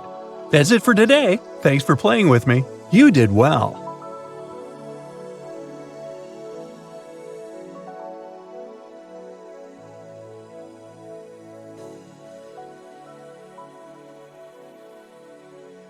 It's Lucy's birthday today. She ordered a cake, but unfortunately, the delivery guy brought the wrong one. Lucy goes to the pastry shop herself and asks to replace the cake. There are 3 cakes left in the fridge. Can you find the correct one?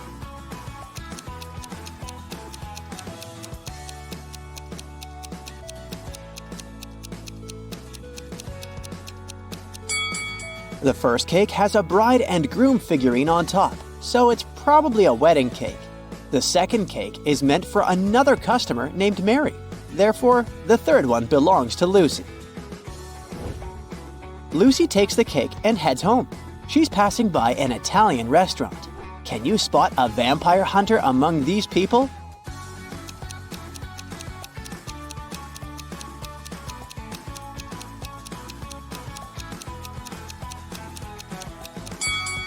It's this chef with a garlic necklace. Finally, Lucy returns home. Some of her guests are already here. Her sister Stella, her college friend Anna, and her colleague Jessica. Lucy asks them to iron her new party dress and rushes to the shower to freshen up. Then she returns to the guests. The dress is perfectly ironed, but there's a huge blue stain on it. Can you figure out who put the stain on her dress?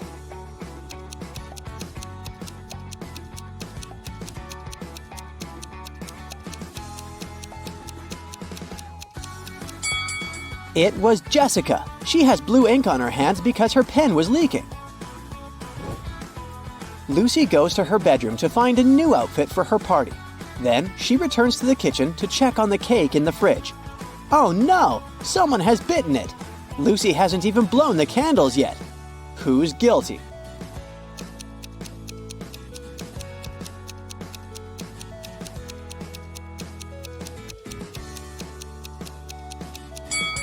Take a look at the crime scene. There's a used fork with some red lipstick on it. Anna is the only one who's wearing red lipstick. The mystery is solved. Lucy gives Anna a postcard with the following text. Can you decode this rebus?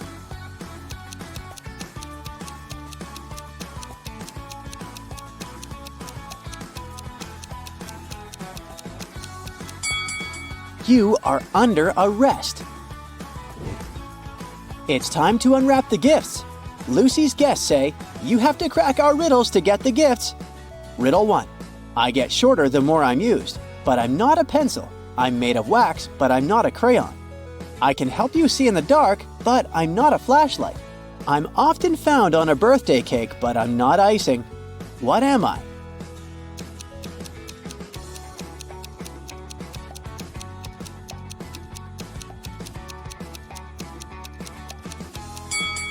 I'm a candle.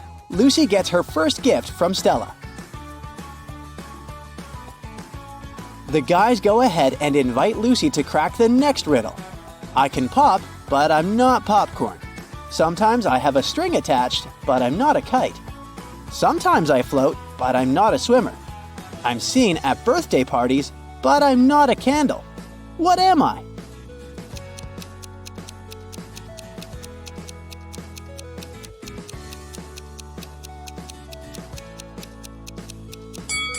I'm a balloon. Lucy gets a bunch of balloons from Jessica. To get the third gift, Lucy needs to solve the following riddle. I bake, I rest, I come in different shapes, and I sometimes live with a flame on top of my head. What am I?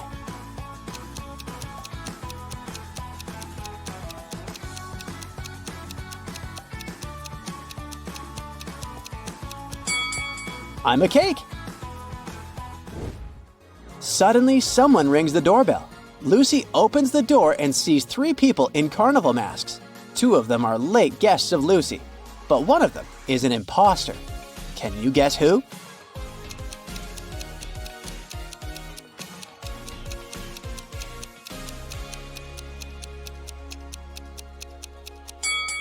It's the person in the middle. He doesn't have any feet, and he's floating in the air. This guy must be a ghost! Lucy returns to the kitchen. Oh no! Someone popped the balloons.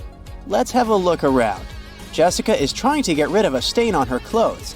Stella is lighting a candle, and Anna is finishing her pizza sitting right next to the balloons. Who's guilty?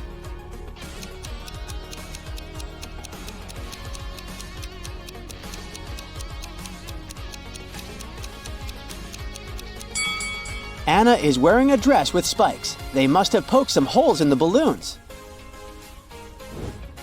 It's time to blow out the candles. Lucy pours tea for all the guests. Then she leaves the table to have a brief phone call. Lucy returns and takes a sip of tea from her cup. Yikes, it's very salty. Lucy interrogates 3 people around the table. Stella says, I didn't touch your cup. I was busy taking a selfie. Anna says, I was cutting fruit, only your sister is capable of such a silly prank. And Jessica says, I was in the bathroom, so I didn't see what was happening at the table. Who's lying?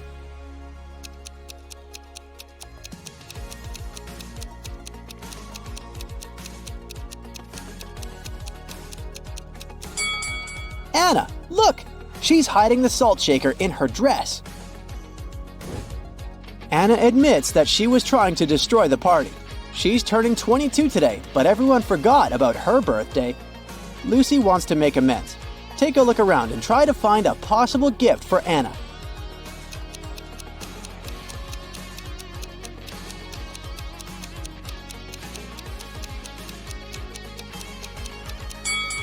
Hey, Lucy's birthday cake still has unlit candles in the shape of numbers 2 and 5.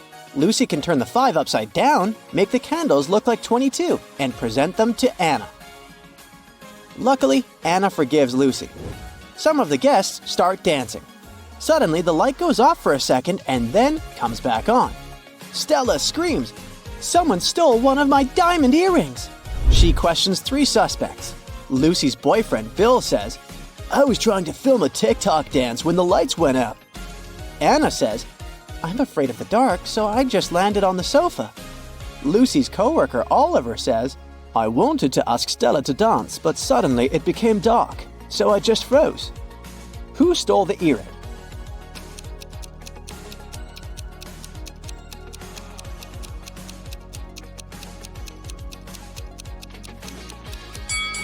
No one. It just fell under this chair.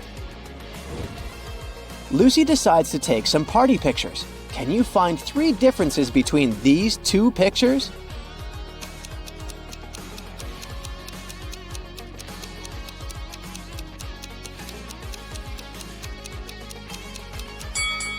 Here they are. Let's see if you can find 3 differences between these pictures.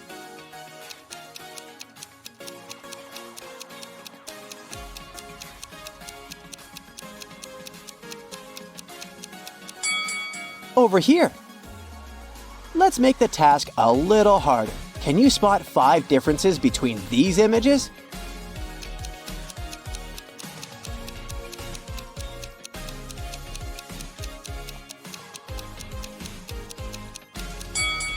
Here they are.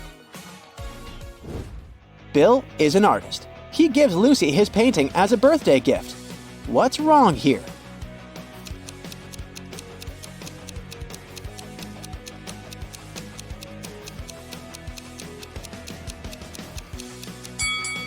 There's no river.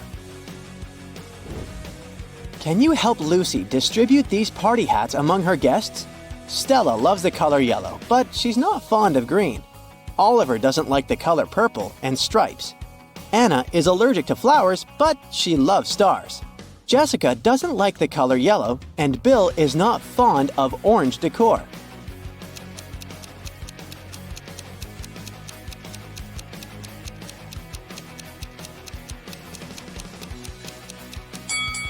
The first hat is for Jessica, and the second one is for Stella.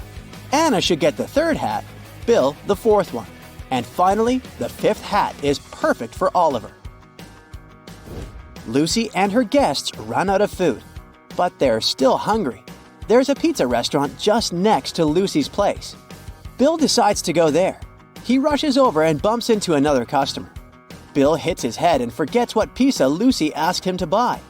He remembers just 3 things. The pizza topping shouldn't include more than 4 colors. It shouldn't have any onions.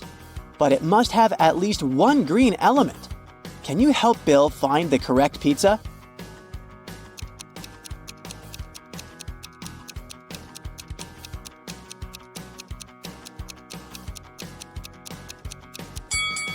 Four-cheese pizza and margarita don't have any greenish elements, so we can exclude them. Mushroom pizza does have green olives, but it also has onions, as well as pineapple and jalapeno pizza. Goodbye! Only pepperoni pizza is in line with the assignment. Suddenly, Lucy hears someone ringing on the door. She opens and faces 2 dudes. They introduce themselves briefly. Peter says, "I'm the nephew of your next-door neighbor, Glenda. She sent me here to borrow a cup of sugar from Lucy." And Rick says, "I'm a delivery guy. Here's a birthday gift." Can you guess who the prankster is?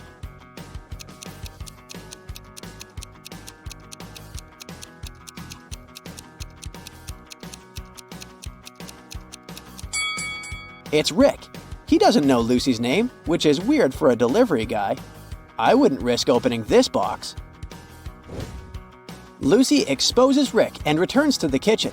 She discovers that someone has broken her favorite vase. Lucy interrogates 3 suspects. Bill says, "I was in the bathroom. I just returned and noticed the broken vase."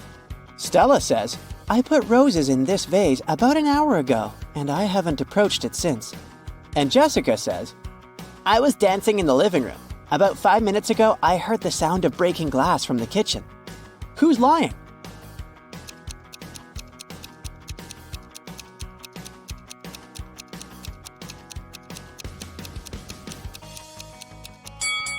Stella, take a closer look at the broken vase.